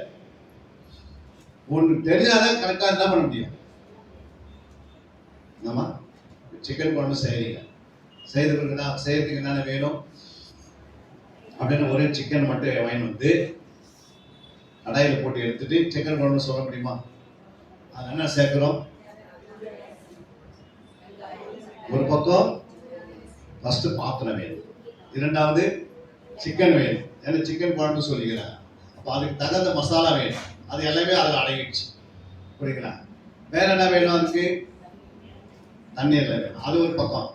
அப்போ ஆண்டவர் சொல்றாரு, ஒரு அன்பு உருவாக்கத்துக்கு ஒரு முழு இருதயம் வேணும், சுத்த இருதயம் வேணும். இரண்டாவது என்ன வேணும், இல்ல சுத்த இருதயம், மாயமற்ற விசுவாசம், நல்ல மனசாட்சி. இது மூணும் ஒன்றா சேருகிறதோ அங்க உங்களுக்கு அன்பு பிறக்குது. ஒரு குழந்தை மாதிரி அன்பு என்ன பண்ணுறது, உள்ள இயேசு பிறந்தார். அன்பு பிறந்த பிறகு இது எல்லா கனியும் என்ன பண்ணுது, ஒண்ணு பின்னாடி பிறகு ஆரம்பிச்சு. அப்பதான் சுத்தத்தை நம்ம செய்ய முடியும். கனியில்லாத நம்ம செய்திருக்கிற ஊழியம் எப்படி இருக்கும், ஒருத்தருக்கு அன்பே இல்லை, அவங்க ஊழியம் செய்யலாம், ஆனா அந்த ஊழியம் எப்படி இருக்கும், மாயமல்லமான ஊழியமா. பார்வைக்கு எப்படி இருக்குது, அவர் அற்புதம் செய்யறாரு, அங்க போனா எனக்கு விடுதலை கிடைச்சு. ஆனா விடுதலை கிடைக்கிறதுக்கு முன்னாடி உன்னை என்னென்ன பண்ண போன உடைய தெரியாது. அல்லேலூயா, இருக்குதா இல்லையா? அற்புதம் மட்டும் நடக்கும், அவரும் போக முடியாது, ஒன்னும் போக விட மாட்டார். வேதத்தை அறிந்தார். அப்ப நியாயப்பிரமாணம் முழுமையும் அப்படின்னா என்ன அர்த்தம்னா, நியாயப்பிரமாணத்தின் நம்முடைய ஆண்டவர் நியாயப்பிரமாணம் முழுமையை எதை குறிக்கிறதா, ஆதியாகும், யாத்திராகும், லேவியராகும், என்னாகும், உபாகும், இதுதான் நியாயப்பிரமாண முழுமை. அல்லேலூயா. இந்த 5 புத்தகத்தை நம்ம என்ன பண்ணிருக்கோம், ஃபர்ஸ்ட் தெரிஞ்சு வச்சிருக்கணும். இந்த 5 புத்தகத்தை நியாயப்பிரமாணம். அடுத்தது என்ன சொல்றாரு? தீர்க்க தரிசன ஆகமங்கள். அப்படின்னா என்ன அர்த்தம்? தீர்க்க தரிசன ஆகமம்னா என்ன? இயேசுவா புஸ்தகத்துல இருந்து மல்கியா புஸ்தகம் என்னது? தீர்க்க தரிசன புஸ்தகம். இது உங்களுக்கு தெரிஞ்சிருக்கணும். இது என்ன பண்ணிருக்கணும்? தெரிஞ்சிருக்கணும். எப்படி? தீர்க்க தரிசனங்களும் அடங்கி இருக்குது என்றார் இயேசு சொல்றாரு. வார்த்தை என்ன சொல்றாரு? இயேசுவே சொல்றாரு, இந்த அன்பு, இந்த 3 கற்பனையை நீங்க, இந்த 3 கற்பனையில இருக்கிற என்னை நீ ஃபாலோ பண்ணணும், எனக்கு முழு இதயத்தில் அன்பு கூறணும், நீ உன்னிடத்தில் அன்பு கூற, பிறனிடத்தில் அன்பு, தாய் தகவல் அன்பு கூறணும்னா இந்த நியாய பிரமாணங்களையும் இந்த தீர்க்க ஆகமங்களையும் நம்ம நம்ப கற்று தேர்ந்தா இது உருவாயிடும். நம்ம கற்று தேரல, அதற்கு என்ன பண்ணாது? அன்பு வராது. வாசிக்கலாம். அதான் சொல்றாரு லூக்கா 24:44. லூக்கா 24:44. அவர்கள் நோக்கி மோசே நியாயப்பிரமாணத்திலும் பாருங்க, மோசே நியாயப்பிரமாணத்திலும் தீர்க்கதரிசன ஆகமங்களிலும் சங்கீதங்களினாலும் என்னை குறித்து எழுதி எல்லாம் நிறைவேற வேண்டியது என்று நான் உங்களோடு இருந்தபோது உங்களுக்கு சொல்லிக் கொண்டு வந்த விசேஷ நிலைகள் என்றார். அப்படின்னா சொல்ற இயேசு, மோசே நியாயப்பிரமாணம் தீர்க்கதரிசன ஆகமங்களும் சங்கீதங்களிலும் என்னை குறித்து என்ன பண்ணிடுது? எழுதியிருக்கிறது. அப்போ இந்த 3 புத்தகத்திலையும், இந்த நியாயப்பிரமாணம்ன்றது 5 புத்தகம், தீர்க்கதரிசன ஆகமங்கள் இயேசுவா புஸ்தகத்திலிருந்து மல்கியா புஸ்தகம் வரைக்கும், அதனால சங்கீதம் 150 சங்கீதம் இருக்கு. அதுலயும் என்னை குறித்து என்ன பண்ணிக்கிது? என்னை குறித்து எழுதி இருக்கு. புரியுங்களா? இப்ப சங்கீதத்துல போய் நான் பார்த்தோம் 3ஆம் அதிகாரம் என்ன இருந்தது? ரட்சிப்பு. அந்த ரட்சிப்பு வார்த்தை யாருக்கு பொருந்தது? இயேசு பொருது. என்னை குறித்து எழுதி, நான் ரட்சிப்புன்னு எழுதி வச்சிருக்கிறேன். சங்கீதம் 1ஆம் அதிகாரம் போய் பார்த்தீங்கன்னா நானே தானே வழி என்று சொன்னார். நான் தான் வழி. புரியுங்களா? பாவிகள் வழி அப்படின்னு சொல்லுகிறார். என்ன வழி? பாவிகள் என்பது கேரக்டர், வழி என்பது சப்ஜெக்ட். அல்லேலூயா. அது தெரிஞ்சாதான் நம்மளுக்கு புரிய முடியும் அந்த வார்த்தை. அந்த இடத்துல யார் என்ன போடலாம்? நீதி மான்களுடைய வழியும் போடலாம், பாவிகள் வழியும் போடலாம், துன்மார்களுடைய வழியும் போடலாம், பரிசுத்தவானுடைய வழியும் போடலாம், உத்தமன் வழியும் போடலாம். வழி என்பது சென்டர். இயேசுதான் சென்டர். அல்லேலூயா. அது கூட நீ எதனா என்ன பண்ணிக்கலாம்? சேர்க்கலாம். அவங்க சங்கீதம் உள்ள என்ன பண்ணாரு? வழி என்ற வார்த்தை எத்தனை எழுதி வச்சிருக்கிறார்? ஏன் 3 எழுதினாரு? என்னை குறித்து எழுதி இருக்குன்னு சொன்னாரு. நான் வழியா போய் பாரு, சங்கீதத்துல போய் பார்த்தேன். என்ன சொல்றாரு? லூக்கா 24:44 பார்த்தீங்கன்னா சங்கீதங்களை என்னை குறித்து எழுதி இருக்குதுன்றாரு. அப்ப சங்கீதம் அதை பற்றி எழுதியதா இல்லையா? நியாயப்பிரமாணத்துல அவர் இயேசு பற்றி எழுதியதா இல்லையா? தீர்க்கதரிசன ஆகமங்கள் அவர் பற்றி எழுதியதா இல்லையா? எல்லாம் அவரை நிறைவேற்றாரு. அல்லேலூயா. இப்ப சங்கீதம் 119ஆம் சங்கீதத்துல நீங்க போய் பாருங்க. சங்கீதம் 119.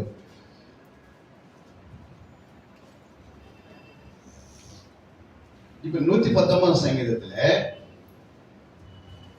3 முறை வந்திருக்கு சத்தியன்ற வார்த்தை. பாருங்க எங்க வந்திருக்குது?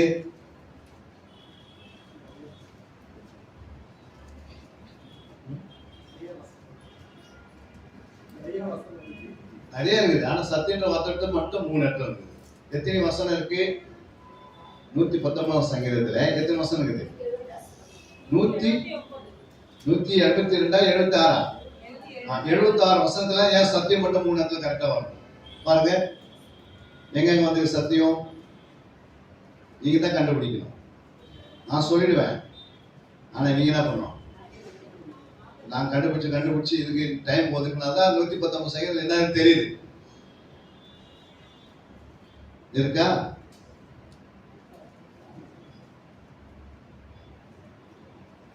எத்தனை பேர் கண்டுபிடிச்சிருக்க? 43ஆம் வசனம் பாருங்க. சத்திய வசனம் முற்றிலும் என் மாயன் என்று நீங்க விடாதையும். சத்தியம் என்ற வார்த்தை வந்திருக்கா இல்லையா? வசனம் விட்டுருங்க. சத்தியம் என்ற வார்த்தை ஒன்று வார்த்தை வந்திருக்கா இல்லையா? அதுக்கடுத்து எங்க வந்திருக்கு? அதுக்கு அடுத்தது எங்க?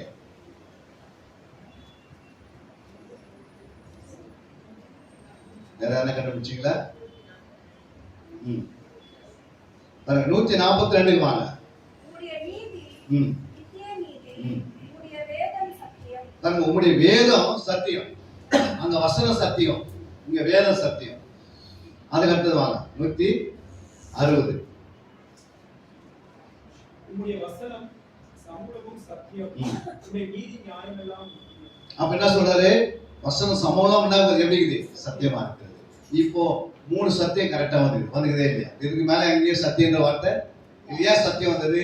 சங்கீதம் 1ல வழின்றாரு, சங்கீதம் 3ல ரட்சகர் என்றாரு, சங்கீதம் 119ல இயேசுனா வந்திருக்கிறாரு, சத்தியமா வந்திருக்கிறாரு. அது 3 தான் வந்திருக்கு திருத்தமா. இதெல்லாம் நம்ம ஏன் தேடணும்? நம்ம தேடி கண்டுபிடிக்கிற வேலை நம்முடைய வேலை. ஃபர்ஸ்ட் என்ன செய்யணும்? தேடணும். யாரை தேடணும்? ஃபர்ஸ்ட் இயேசுவை தேடணும். என்னை குறித்து எழுதி போய் தேடுங்கப்பா. அப்ப நீங்க பழைய ஏற்பாட்டை வாசிக்கிறீங்க, உங்களுக்கு விடுதலை கிடைக்கும். எப்ப கிடைக்கும்? பழைய ஏற்பாடுல ஒரு அதிகாரம் வாசிக்கிறீங்க, அந்த அதிகாரத்தை வாசிக்கும் போது விடுதலை கிடைக்குமா கிடைக்காதா? விடுதலை தருவது யாரு? இயேசு தான் விடுதலை தராது. சத்தியத்தை சத்தியங்களே. அப்ப அந்த சத்தியத்தை நீங்க 1ஆம் அதிகாரத்துக்கு ஆதாயத்துல கண்டுபிடிச்சாதான் விடுதலை. அவைகளை கண்டுபிடிக்கிறவர்களுக்கு விடுதலை என்றார் வசனம் சொல்லு. நீ கண்டுபிடிக்காத சும்மா படிச்சுனே இருந்தீங்க பைபிள்ல, என்ன இருக்காரு? விடுதலை இல்லாத வாழ்வீங்க. அப்ப யாரை கண்டுபிடிக்கணும்? இயேசுவை கண்டுபிடிக்கணும். இயேசு எப்படிங்கிறாரு? இப்போ பரலோகத்துல எப்படிமா இருக்கிறார் இயேசு? அவர் வான்னு ஜெபம் பண்ணுகிறார். ஒரு பக்கம் என்ன பண்றாரு? அவர் வார்த்தையா இருக்கிறார். எங்க இருக்கிற வார்த்தை? 1 யோவான் 5:7 இருக்குது. 1 யோவான் 5:7 வாசிங்க. பரலோகத்தில் சாட்சியிடுகிறவர், பரலோகத்தில் சாட்சியிடுகிறவர் மூவர், பிதா, வார்த்தை. பரிசுத்த ஆவி என்பவர்களே. பாருங்க, வார்த்தை ஏன் வந்துட்டாங்க? பரலோகத்துல 3 பேர் இருக்கிறாங்க. பரலோகத்தில் எத்தனை பேர் இருக்கிறாங்க? 3 பேர் இருக்கிறாங்க. புரியுங்களா? 3 பேர்ல 1 பிதா, 2 யாரு? வார்த்தை. ஏன் வார்த்தை வந்தது? இயேசு மரித்த பிறகு இந்த வசனம் எழுதப்படுதா? இயேசு மரித்த முன்னாடி இந்த வார்த்தை எழுதுறாங்க. அப்ப மரித்த பிறகு அவர் எப்படி இயேசு தான் இருக்கணும்? ஏன் வார்த்தை வந்துட்டாங்க? மரிக்கிறதுக்கு முன்னாடி ஆதியில வார்த்தை இருந்ததெல்லாம் நம்ம வாசிக்கிறோம். அது தேவன் இருந்தது, தேவனா இருந்தது. இப்ப அந்த வார்த்தை மாம்சமாச்சு 1:14 வாசிக்கிறோம். யோவான் 1:14. இப்ப மறுபடியும் அதே யோவான் தான் எழுதுறாரு. அன்பின் சீசனாக யோவான் என்ன பண்றாரு? பரலோகத்துல பார்த்தா அவர் பார்க்கும் ஒரு தரிசனத்துல என்ன எழுதுறாங்க? அவர் பைபிள் எழுதுறாரு. அவர் என்ன எழுதினார் பைபிள்ல? பிதா இருக்குது, அது பக்கத்துல யார் இருக்குது? வார்த்தை. ஏன் வார்த்தை வந்தாரு? வார்த்தையிலிருந்து வந்தவர் மறுபடியும் வார்த்தைக்கு போயிடுறாரு. அவர் வேலை முடிச்சிட்டாரு. இயேசுன்ற பெயர் பூமியில இருக்கு. இயேசுன்ற பெயர் எங்க இருக்குது? பூமியில இருக்குது. பைபிள் என்ன இருக்குது? வார்த்தை இருக்குது. இயேசுவை நீங்க எப்படி பாக்குறீங்க? வார்த்தை தான் பார்க்க முடியும். முழு சரீரத்தை பார்க்க முடியுதா இயேசுல? நீங்க ஆனா இயேசு முழுமையா சரீரமா பாத்துக்கிறீங்களா இது வரைக்கும்? ஆனா இயேசு பிறந்துட்டாரு. நம்மகிட்ட இயேசு பிறக்கும் போது இயேசுவா பிறந்தாரு, மரிக்கும் போது இயேசுவா தான் மரிச்சாரு, உயிரோடு எழுதும் போது என்ன இருந்தாரு? திரும்பி நாள் சத்தியத்தினால் உங்களுக்குள்ள வரேன்னு சொல்லிட்டாரு. அல்லேலூயா. இப்போ இயேசு நம்மளை பார்க்கறத எப்படி பார்க்கறது? நம்ம கையில வேதம் இருக்கு. எப்படி பார்ப்போம்? வார்த்தையா தான் பார்க்க முடியும். இந்த வார்த்தை நமக்குள்ள போகணும். இல்ல போகணும், போக கூடாது. இயேசுக்கு என்னென்ன இருந்தது? தலையில இருந்து கை கால் வரைக்கும் எல்லாமே இருக்கு. எல்லாமே வார்த்தையா தான் இருக்கு. மண்ணும் வார்த்தையா தான் இருக்குது, தலையும் வார்த்தையா தான் இருக்குது, முடியும் வார்த்தையா தான் இருக்குது, இருதயம் வார்த்தை இருக்குது, எல்லாமே வார்த்தை இருக்குது. அதாவது தியானம் பண்ணா அதாவது உருவாகுது. அவருடைய கனியை தியானம் பண்ணா கனி உருவாகும். அவருடைய கண்ணை குறித்தே நீங்க தியானம் பண்ணா அவர் கண்ணை போலே நமக்கு உருவாகும். ஏன்னா அது வார்த்தை நமக்குள்ள சேஞ்ச் வரணும். அல்லையா? அதான் கலாத்தியர் 4:19 வாசிக்கும் போது பாருங்க. கலாத்தியர் 4:19 என் சிறு பிள்ளைகளே, கிறிஸ்துவுக்குள் உருவாகும் அளவும் உங்களுக்காக நான் என்ன பண்றேன்? அப்ப கிறிஸ்தவ நமக்குள்ள இப்ப உருவாகும். நான் இந்த பூமியில உருவாகணும். எப்படி உருவாக முடியும்? நான் உருவாகிறதுக்கு எப்படி உருவாகணும்னா, எங்க அப்பாவுக்கு என்ன பண்ணோம்? கல்யாணம் பண்ணி அவங்க கல்யாண நாட்கள்ல என்ன பண்ணோம்? அவங்க ஒன்றாக இணைந்து சரீர பிரகாமம் ஒன்றா இருந்தால் தான் நான் வர முடியும் வெளியே. இல்லைங்க, அப்பா கல்யாணம் பண்ணிட்டு அவர் வெளிநாட்டில் இருக்கிறாரு, அம்மா வேற நாட்டில் இருக்கிறாங்க. 10 வருஷம் பார்த்தோட நான் என்ன பண்ண வெளியே? என்ன பார்க்க முடியாது. அது மாதிரி நீ வேதத்தை தூர வச்சுட்டு, பைபிளை தூர வச்சுட்டு நீங்க இயேசு எனக்குள்ள உருவாகணும், இயேசு என்ன பண்ண முடியாது, உருவாக முடியாது. அப்ப இயேசு எப்படி உருவாகுவாரு?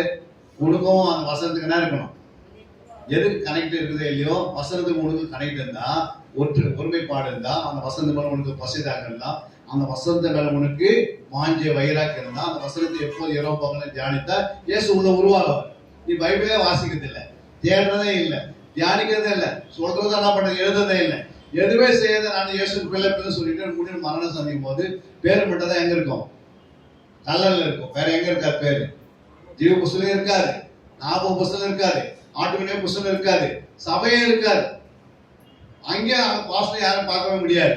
ஏன்னா அவங்க எப்படி நடத்தினா அப்படிதான் இருக்கு சார். அல்லையா நாங்க இயேசுக்குள்ள உருவாகுன்னு கலாச்சாரம் சொல்லிட்டு போனாரு. கலாச்சார சபை என்ன பண்ணாரு? கிறிஸ்துவுக்குள்ள உருவாகும் அளவோ நான் கர்ப்ப வேதனைப்படுகிறேன். அப்ப கர்ப்ப வேதனை என்னன்னு அர்த்தம்? கர்ப்ப வேதனை நம்ம நிறைய பெண்கள் இருக்கீங்க அப்படின்னா என்ன அர்த்தம்? கர்ப்ப வேதனை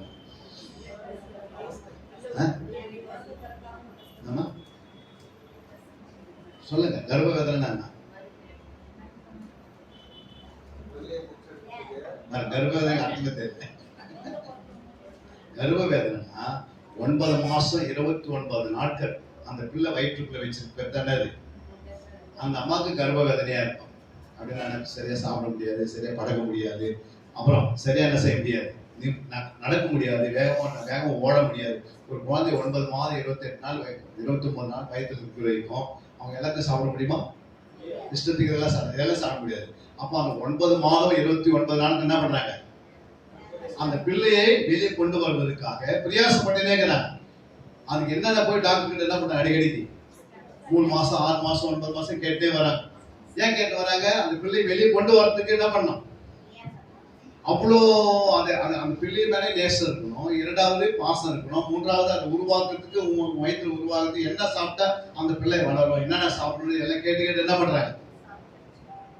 உங்களுக்கு மிளகாத்தூள் போட்டு வச்சிருக்க, வெறும் மிளகாத்தூள் மட்டும் ஊறுகாய் பண்ணி வச்சு அப்படியே சாப்பிட்டு எடுத்து சாப்பிட்டா குழந்தைக்கு விளைவின் ஆயிடும். மிளகாத்தூள் எடுத்து சாப்பிட முடியாது. என்ன சாப்பிடணும்னு அது ஒரு வேதனை. எது சாப்பிடணும்னு நினைச்சா சாப்பிட முடியாது, அதுக்கு ஒரு வேதனை வந்துருக்கு. அல்லையா? வேகமா நடக்கணும்னு ஆசைப்படுறோம், ஆனா நடந்த வேதனை பிள்ளைக்கு. அல்லையா?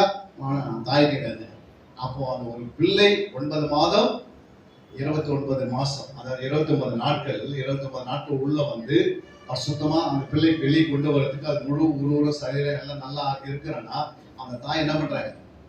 வேதனையோடு பெற்றெடுக்கணும்னா அதுக்கு 10 அதாவது என்ன செய்யணும், அந்த 9 மாதமும் 30 நாள், அந்த 10 மாதம் முடியும் போது பிரசவ வேதனை வரும். ஆனா கர்ப்ப வேதனை 9 மாதம் 29 நாட்கள். அந்த 9 மாதம் 29 நாட்கள் கரெக்டா அந்த தாய் அதுக்காக என்ன செய்திருக்கணும்? அந்த பிள்ளைக்கு கொடுக்க வேண்டிய எல்லாம் கொடுத்திருந்தா அந்த அம்மாவும் அதை பாதுகாத்து இருந்தா தான் அந்த வெளியே பெற்றெடுக்க முடியும். அதே போல அப்போஸ்தலன் பவுல் கலாத்தியருக்கு எழுதும் போது கிறிஸ்து உங்களுக்குள்ள உருவாகும் அளவு என்ன பண்ணலாம்? கர்ப்ப வேதனைப்படுகிறேன் என்று சபை போதகர் சொல்றார். கிறிஸ்து உங்களுக்குள்ள உருவாகணும் அப்படின்னா சும்மா உருவாயிடுமா? ஒரு வசனத்தை உள்ள கேட்ட பிறகு அது ஒரு வித்தா மாறணும். ஃபர்ஸ்ட் அது என்ன விதையா இருக்குது, அப்புறம் அது பண்ண வித்தா மாறணும். வித்தா மாறதுக்கு பிசாசு சொல்லுவானா உடனே வசனத்தை பறித்து போடுவான். உள்ள போற வசனத்தை எடுத்துட்டு பிறகு அப்புறம் கிறிஸ்து உள்ள உருவாக முடியாது. எப்பவுமே எம்டி இருதயமா இருக்கும். எப்படி உங்களுக்குள்ள கிறிஸ்து ஒரு குழந்தை உருவாகுது, டக்குன்னு அபாஷன் ஆயிடுது. அதுக்கு பேர் என்னது? மலையடியா மாறுவோம் இல்ல? அடிக்கடி அப்படியே ஆயிடுதா குழந்தை பெற்றெடுக்க முடியுமா? அப்போ அவங்க போய் டாக்டர்லாம் கேட்கறாங்க, எனக்கு இது பேர் ஆயிடுது, 3 மாசம் நிற்கிற, அப்புறம் 4ஆம் மாசம் காணாது போயிடுது, 5 மாசம் நிற்கிறது கடற்கும். இப்படியே சொல்லி அப்போ டாக்டர்கிட்ட காட்டி அதுக்கு என்னென்ன செய்யணும், எப்படி சாப்பிடணும், எப்படி இருக்கணும், என்னென்ன பண்ணணும், எல்லாம் என்ன பண்றாங்க? அந்த பிள்ளை பெற்றெடுக்கு. அப்போ கிறிஸ்து நமக்குள்ள உருவாகிறதுக்கு நம்ம என்ன பண்றோம்? மறு விவசாயம் நமக்கு கிடைக்காது, எதுவுமே கிடைக்காது. அப்ப இதெல்லாம் உருவாகணும்னா நம்ம எப்படி உருவாகும்? இயேசு உள்ள அவள் வார்த்தைகள் உள்ள வந்துதான் உருவாகும். அந்த வார்த்தை நீங்க காத்துக்கொள்ளணும். இதை செய்யணும். இயேசு எப்படி நீ குழந்தை காத்துக்கொள்ற அது மாதிரி நம்ம என்ன பண்ணணும்? இயேசு உள்ள காத்துனாதான் அப்புறம் நம்ம முழு சரீரமும் உள்ளான சரீரம் அப்படியே என்ன பண்ணுது? கிறிஸ்து ஆயில் உள்ள உருவாகும். கிறிஸ்து உள்ள உருவாகாத ஒருத்தர் எப்படி போக முடியாது? கிறிஸ்து உள்ள உருவாகலன்னா நீங்க எங்க போக முடியாது? உங்க ஆத்மா பல்லத்துக்கு போகாது. ஏன் அப்படின்னா அந்த அது மனுஷன் சுபாவம் ஜென்ம சுபாவம் சாயலா இருக்கு, உலக சாயலா இருக்கு, மாம்ச பிரகாரமான சாயல் இருக்கு. அது உள்ள வந்து டிரான்ஸ்ஃபர் ஆகுதுன்னா எது வெளிக்கிறது ஆகாது, உள்ள வந்து ஆத்மால உருவாகுது, வெளியே நமக்கு என்ன பண்ணுது, கிறிஸ்துடைய குணங்கள்லாம் வருது, வெளியே கிறிஸ்து சுபாவங்கள்லாம் வெளியே பிறக்குது. அல்லேலூயா. நம்முடைய நற்கிரிகளை பார்த்து 10 பேர் என்ன சொல்றாங்க, நல்ல கிரியை செய்தா என்ன பண்ணுவோம், 10 பேர் சந்தோஷப்படுவோம். அதே மாதிரி 10 பேர் நம்ம திட்டும் போது நீங்க அமைதியா போறீங்கன்னா 10 பேர் என்ன பண்ணுவாங்க, இவ்வளவு திட்டிவிட அந்த என்ன பண்றாங்க, இவ்வளவு நானு அவங்க அப்பாவை அம்மாவை எல்லாத்தையும் திட்டினேன், புரியுதுங்களா, நீங்க யாரும் நீங்க திட்டல, ஆனா உங்களை திட்டுறாங்க, உங்களை பேசுறாங்க, நீங்க அமைதியாவே இருக்கிறீங்கன்னா அவங்க யாரோட சுபாவம் உள்ள இருக்குது, கிறிஸ்துவ சுபாவம் இருக்குது. தாமும் தாங்குறீங்க, கொடுக்கிறீங்க, சகித்து கொள்றீங்க. அப்ப இந்த மாதிரி சுபாவம் உள்ள எப்போ வளரும், சத்தியம் உள்ள போய் தான் அது வேலை செய்ய ஆரம்பிக்கும். சத்தியம் உள்ள போகிறதுக்கு முன்னாடி பிசாசு என்ன பண்றான், அவன் எடுத்துறான். அதுவும் 1-2 சத்தியம் பார்த்து விடுறதே இல்லை. நீங்க இரவு பகல தியானம், ஆண்டு சொல்றாரு வேத வாக்கில் என்ன பண்ணுங்க, இரவு பகலாம் தியானம் பண்ணுறாரு, புரியுங்களா. நெகேமியா காலையில் சண்டேல 6 மணிக்கு சர்ச்சையில் வாசிக்க ஆரம்பிக்கிறாங்க, மதியம் வரைக்கும் என்ன பண்ணிக்கிறாங்க, நீங்களே வாசிக்கிறாங்க அந்த காலத்தில், புரியுங்களா. அப்போஸ்தலர் பவுல் சொல்றாரு சண்டேல திருவந்து வந்தவர் காலையில் ஆரம்பித்த மெசேஜ் நடுராத்திரிக்கு போய் முடிக்கிறார், புதிய ஏற்பாடு சட்டத்தை அப்படின்னு வசனம் இருக்குது. அப்ப இந்த வசனம் உள்ள போய் நம்மளை உருவாக்குறதுக்கு நீங்க இடம் கொடுக்கலன்னா கிறிஸ்து என்ன பண்ணாரு, உள்ள உருவாக மாட்டாரு. நம்ம என்ன நினைக்கிறேன்னா ஞானசாலை எடுத்து எங்க போயிடலாம், ஞானசாலை எது கொடுக்குறாங்க, ஆண்டவருக்கு நமக்கும் உடன்படிக்கை. காலையில ஏன் பண்றாங்க, கணவன் மணிப்பு என்ன இருந்து ஒரு தாலி கட்டினா அது பேர் இருக்கு, உடன்படிக்கை பண்ணியாச்சு. இப்ப 2 பேரும் ஒற்றுமையா இருந்தாதான் பிள்ளைங்களை பெற்று சந்தேக அழகா உருவாக்கணும். இல்லைங்க எங்க மனைவி வந்து என்ன சொல்ல ஏற்க மாட்டேன்றாங்க, நான் என்ன சொன்னாலும் அவங்க ஏற்க மாட்டேன்றாங்க, இஷ்டம் போல இருந்தா நம்ம குடும்பமா இருக்காது, அது சின்ன படமா மாறிடும். அந்த குடும்பத்துல கணவன் மனைவி 2 பேருக்கு என்ன செய்யணும், ஒற்றுமை இருந்தா தான் அதுக்கு வளரும், அந்த குடும்பம் அழகா ஆண்டோடைய குடும்பத்துக்கு வரணும். அப்ப நமக்குள்ள இயேசு நம்மளுக்கு உருவாகணும்னா நம்ம அந்த இயேசு உருவாக்குறதுக்கு நம்ம ட்ரெயின் எடுக்கணும், சபையோட இணைந்து இருக்கணும், வசனத்தோடு இணைந்து இருக்கணும், தினத்தோட ஜபத்தில் இணைந்து இருக்கணும், துதியில இணைந்து இருக்கணும், ஆண்டோடைய போற்றி மகிழ்க்கணும். இதெல்லாம் வந்தாதான் நற்கிரிகளாம் செய்து வந்தாதான் கொஞ்சம் கொஞ்சமா வளரும், பழைய சுபாவம் நம்ம விட்டு போயிடும், புரியுதா. புதிய துருத்தி உள்ள போடப்படனா மனுஷெல்லாம் ஒழிந்து போயிடும். அல்லேலூயா. நம்ம புதுசே போடுறதில்லை, இருக்கிறதே மெயின்டைன் பண்ணிதான் ஆகும். அப்ப கலாத்தியர் சொன்னாரு, கிறிஸ்துவுக்குள் உருவாகும் அளவோ நான் கர்ப்ப வேதனைப்படுகிறேன். அப்ப கிறிஸ்து உங்களுக்குள்ள உருவாயிட்டாரா, எத்தனை பேர்களை கிறிஸ்து உருவாயிருக்கிறார் அப்படின்னு யாரும் கேட்டு கிறிஸ்துக்குள்ள உருவாயிட்டார இல்ல. ஏன் இல்லை, நம்ம ஆவியானவர் தெளிவா ஏற்றுக்கொள்ளல. ஆவியான உங்களுக்குள்ள இதுதான் எல்லாம் சொல்லி தருவார். ஆவியான இல்லைன்னா உங்க சரீர முயற்சினாலேயோ உங்களுடைய உலகத்தில் படித்த பாடங்கள் மூலமாகவோ வேதத்தை என்ன பண்ணிக்க முடியாது, அறிய முடியாது, சரிங்களா. நீங்க ஆவியானவர் கேட்டு பெற்றுக்கணும் அப்படின்னா ஆவியானவருக்கு என்ன சரி இடம் கொடுத்தாதான் ஆவியான உள்ள வரும். ஆவியான உள்ள இல்லை அப்படின்னா நீ எங்கோ போயிருக்கிறீங்க, எங்க வந்திருக்கிறீங்க உங்களே தெரியாது. ஞானஸ்தானம் எடுத்துட்டோம், ஞானஸ்தானில எத்தனை ஞானஸ்தானம் இருக்கு, எத்தனை இருக்குது ஞானஸ்தானம், எத்தனை ஞானஸ்தானம் சொல்லுங்க. 3:11 வாசிங்க, மத்தேயு 3:11.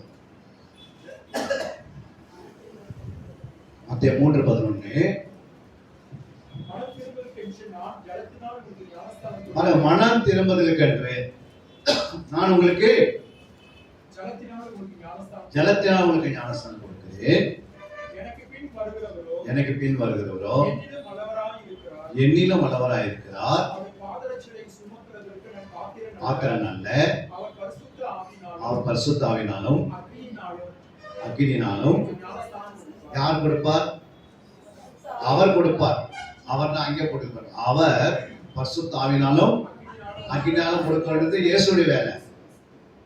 ஜலத்தினால் கொடுக்கிற வேலை யாருடைய வேலை, ஒரு ஊழியக்காரருடைய வேலை. உங்க ஊழியக்காரர் உங்களுக்கு என்ன பண்ணலாம், ஜலத்துல ஞானஸ்தானம் கொடுக்கலாம். ஜலத்துல எதுக்கு எடுக்கிறோம், பாவம் மன்னிப்புக்கின்றோம், மனம் திரும்புவதற்கென்றோம். நம்ம என்ன பண்றோம், இயேசுவை உள்ளத்தில் ஏற்றுக்கொண்டு வந்து நம்ம ஞானஸ்தானம் எடுத்துக்கிறோம், மனம் தெரியும். இயேசுவை ஏற்றுக்கணும், இயேசு உள்ள ஏற்றுக்கிறேன், பாவம் மன்னிப்புக்கென்று ஒப்பு கொடுத்து நம்ம என்ன செய்யறோம்? ஞானஸ்தானம் எடுத்துக்கிறோம். ஆனா ஜலத்தினால எடுத்துட்டு அப்படியே விட்டு சொல்லலாம். அதுக்கு அப்புறம் என்ன பண்ணணும்? பரிசுத்தாவில ஞானஸ்தானம் எடுக்கணும். இப்போ பரிசுத்தாவில எத்தனை பேர் எடுத்துக்கிறீங்க ஞானஸ்தானம்? இப்போ பரிசுத்தாவில எடுத்தா தானே அடுத்த ஸ்டெப் போக முடியும். அக்னியால எடுக்க முடியும். பரிசுத்தாவில எடுக்கலாம். பரிசுத்தாவில எடுக்கிறது ஒண்ணு இருக்குது. அக்னியால எடுக்கிறது எப்படி எடுக்குது? பரிசுத்த ஆவியானவர் நமக்கு ஞானஸ்தானம் கொடுக்கிறார். அது பரிசுத்தாவில. அக்னியால எப்படி எடுப்பார்? அதுவும் பரிசுத்தாவி மேல ஊற்றினா அதுவும் அக்னி அப்படின்றாங்க இல்ல. இப்ப ஏசு அப்படின்னா பரிசுத்தாவி எடுத்தா போதும் இருப்பாரு. ஜலத்தினால ஆவினா பிறந்தா போதும். அக்னியால ஏன் கொண்டு வந்தாரு? நாங்க அப்போ பரிசுத்த ஆவினால் எடுக்கிறதுக்கும் அக்னியால் எடுக்கிறதான வித்தியாசம். உங்களை கேட்கிறேன், நம்ம வித்தியாசம். ஒண்ணு பரிசுத்த ஆவினால, இரண்டு அக்னியால். அக்னினா என்ன?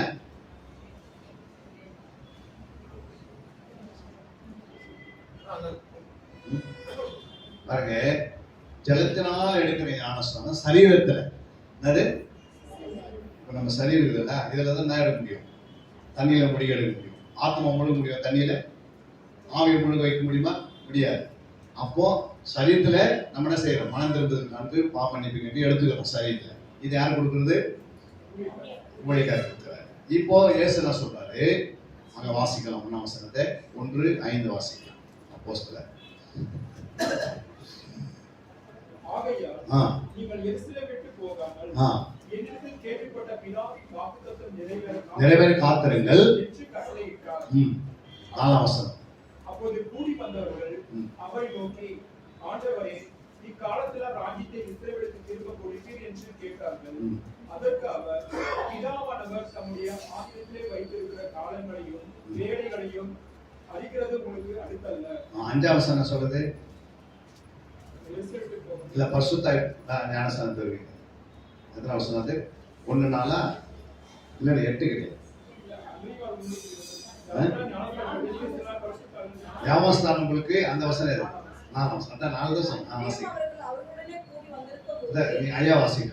வாசிங்க. அன்றையும் அவர் அவருடனே கூடி வந்திருக்கும்போது அவரை நோக்கி, யோவான் ஜலத்தினாலே ஞானஸ்தானம் பாருங்க, யோவான் ஜலத்தினாலே ஞானஸ்தானம் கொடுத்தான். நீங்கள் சில நாட்களே பரிசுத்த ஆவியாலே ஞானஸ்தானம் பெறுவீர்கள். பாருங்க, பரிசுத்த ஆவியாலே ஞானஸ்தானம் பெறுவீர்கள் தான் சொன்னார்.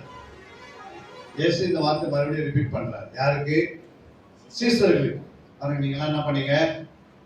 உங்களுக்கு ஞானஸ்தானம் என்ற ஒருத்தர் என்ன பண்ணிட்டாரு? உங்க ஊழியக்காரர் ஞானஸ்தானம் கொடுத்துட்டாரு.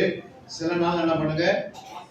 காத்திருக்கேன். காத்திருக்கா அவன் 10 நாள் காத்திருக்கேன். நம்ம இது வரைக்கும் 10 நாள் காத்திருந்ததே இல்லை. 12 மணி நேரம் காத்திருக்கோம். அல்லையா? அதுலயே வந்து அரைக்குறையா இருக்கிறோம், முழுமையா அடையல. அப்போ காத்திருக்கிறது அவங்க எத்தனை நாள் இருந்தாங்க? 2000 பேர் வந்து உட்கார்ந்து இருப்பாங்க, இல்ல 1000 பேர் உட்கார்ந்து இருக்கலாம், இல்ல 500 பேர் உட்கார்ந்து இருக்கலாம், இல்ல 200 பேர் உட்கார்ந்து இருக்கலாம். உட்கார்ந்து கொஞ்சம் கொஞ்சம் ஒண்ணுன்னா என்ன படிச்சு கொஞ்சம் கொஞ்சம் போயினா என்ன, அவர் கடைசியில் 120 பேர் உட்காந்து. இந்த 120 பேர் என்ன பண்ணாரு? அன்னைக்கு 10வது தான் கரெக்டா ஆவியை இறங்கிட்டாரு. இறங்குவா 120 பேர் மட்டும் பெற்றுக்கலாம். இல்ல மீதெல்லாம் ஆச்சு பேரல். அது நம்மளுடைய ஜபத்துக்கு கூட்டும் போது என்ன பண்றோம்? காலையில வரன்றோம், அப்புறம் வர முடியல. அதுக்குன்னு உட்காரத்துக்கு நேரம் எடுக்கணும். அப்ப எல்லா சபைகளும் என்ன பண்ணணும்? அவங்க வந்து அந்த சபை ஒரு 3-4 வருஷத்துல, ஒரு 10 நாள், இல்ல ஒரு 5 நாள், ஒரு 2 நாள், ஒரு நாள் முழுமையா 21 மணி நேரம் இப்படி உட்கார்ந்தாதான் கிடைக்கும். என்ன செய்யும்? இப்படி உட்கார்ந்தா பாருங்க, 1:25 1:4 அவங்க என்ன பண்றாங்க? பரிசுத்த ஆவியினாலே ஞானஸ்தானம் பெறாங்க. இல்லையா? இப்போ இந்த ஞானஸ்தானம் வந்து பரிசுத்த இருப்பது வந்து அவங்க ஆவியில இறங்குதா, ஆத்மால இறங்குதா? அவங்க ஆவியில தான் ஆவியில இறங்குவார். இன்னொன்னு ஒன்று பாருங்க, ஆத்மா. அது யாருக்கு சொந்தம்? சரீரம் பிதாவுக்கு சொந்தம். ஆவி, நம்முடைய ஆவி பரிசுத்தாவுக்கு சொந்தம். நம்முடைய ஆத்மா இயேசு சொந்தம். ஏன்னா அவர் பேர் தான் ஆத்மா நேசர். இப்போ அவர் ஒரு அக்னி ஞானஸ்தானம் வச்சிருக்கிறார். இயேசு நம்ம அவரே சொன்னாரு, ஃபர்ஸ்ட் நீங்க என்ன பண்ணுங்க, அவர் வந்து பரிசுத்த ஆவியினால அக்னியா கொடுத்தாங்க. இந்த அக்னி ஆத்மால வரணும். அப்ப ஆத்மால எப்படி கொடுப்பாரு ஞானஸ்தானத்தை? நம்மளோட ஆத்மாக்கு எது முக்கியம்? எதுமா முக்கியம்? வார்த்தை தான் முக்கியம். இப்ப டைரக்டா தண்ணினால ஒரு ஜலத்தை எடுத்துட்டோம். பரலோகத்துல நம்மளுடைய பெயர் ஜீவ புஸ்தகத்துக்கு ஓபன் ஆயிடுச்சு. பிதான் பேர் சொல்லும் போது யாருக்கு பேர் ஓபன் ஆகுது? பிதா, குமாரன், பரிசுத்த ஆவியின் 3 பேர் சொல்லும் போது பிதான்னு சொல்லும் போது ஜீவ புஸ்தகம் ஓப்பன் ஆகிடும் பரலோகத்துல. குமாரன் சொல்லும் போது ஆட்டுக்குட்டியான ஜீவ புஸ்தகம் திறந்தது. பரிசுத்த ஆவி சொல்லும் போது ஞாபக புஸ்தகம் திறந்தது. சில நபர் இயேசு நாம ஞானத்துல ஒரு புஸ்தகம் தான் திறக்கும், ஒரே புஸ்தகத்தை பேர் அல்லேலூயா. 3 பேர் சொல்லி ஞானஸ்நானம் கொடுக்கறதுல 3 புஸ்தகம் தந்ததே இல்லைங்களா? அப்போ பிதா சரீரத்துக்காக திறக்கிறாரு ஜீவ புஸ்தகத்தை, குமாரன் ஆத்மாவுக்கு திறக்கிறாரு, ஆவியானவர் நம்முடைய ஆவிக்காக திறக்கிறார். இது திறந்து எங்க வச்சாரு? எங்க வைக்கிறாரு? பரலோகத்தை திறக்கு. இதுக்கு என்ன தேவை? இந்த புஸ்தகம் திறக்கிறதுக்கு எல்லாமே உயிர் உள்ள புஸ்தகம். அது தானாவே திறந்தானே நின்று உன் பேர் எழுதி.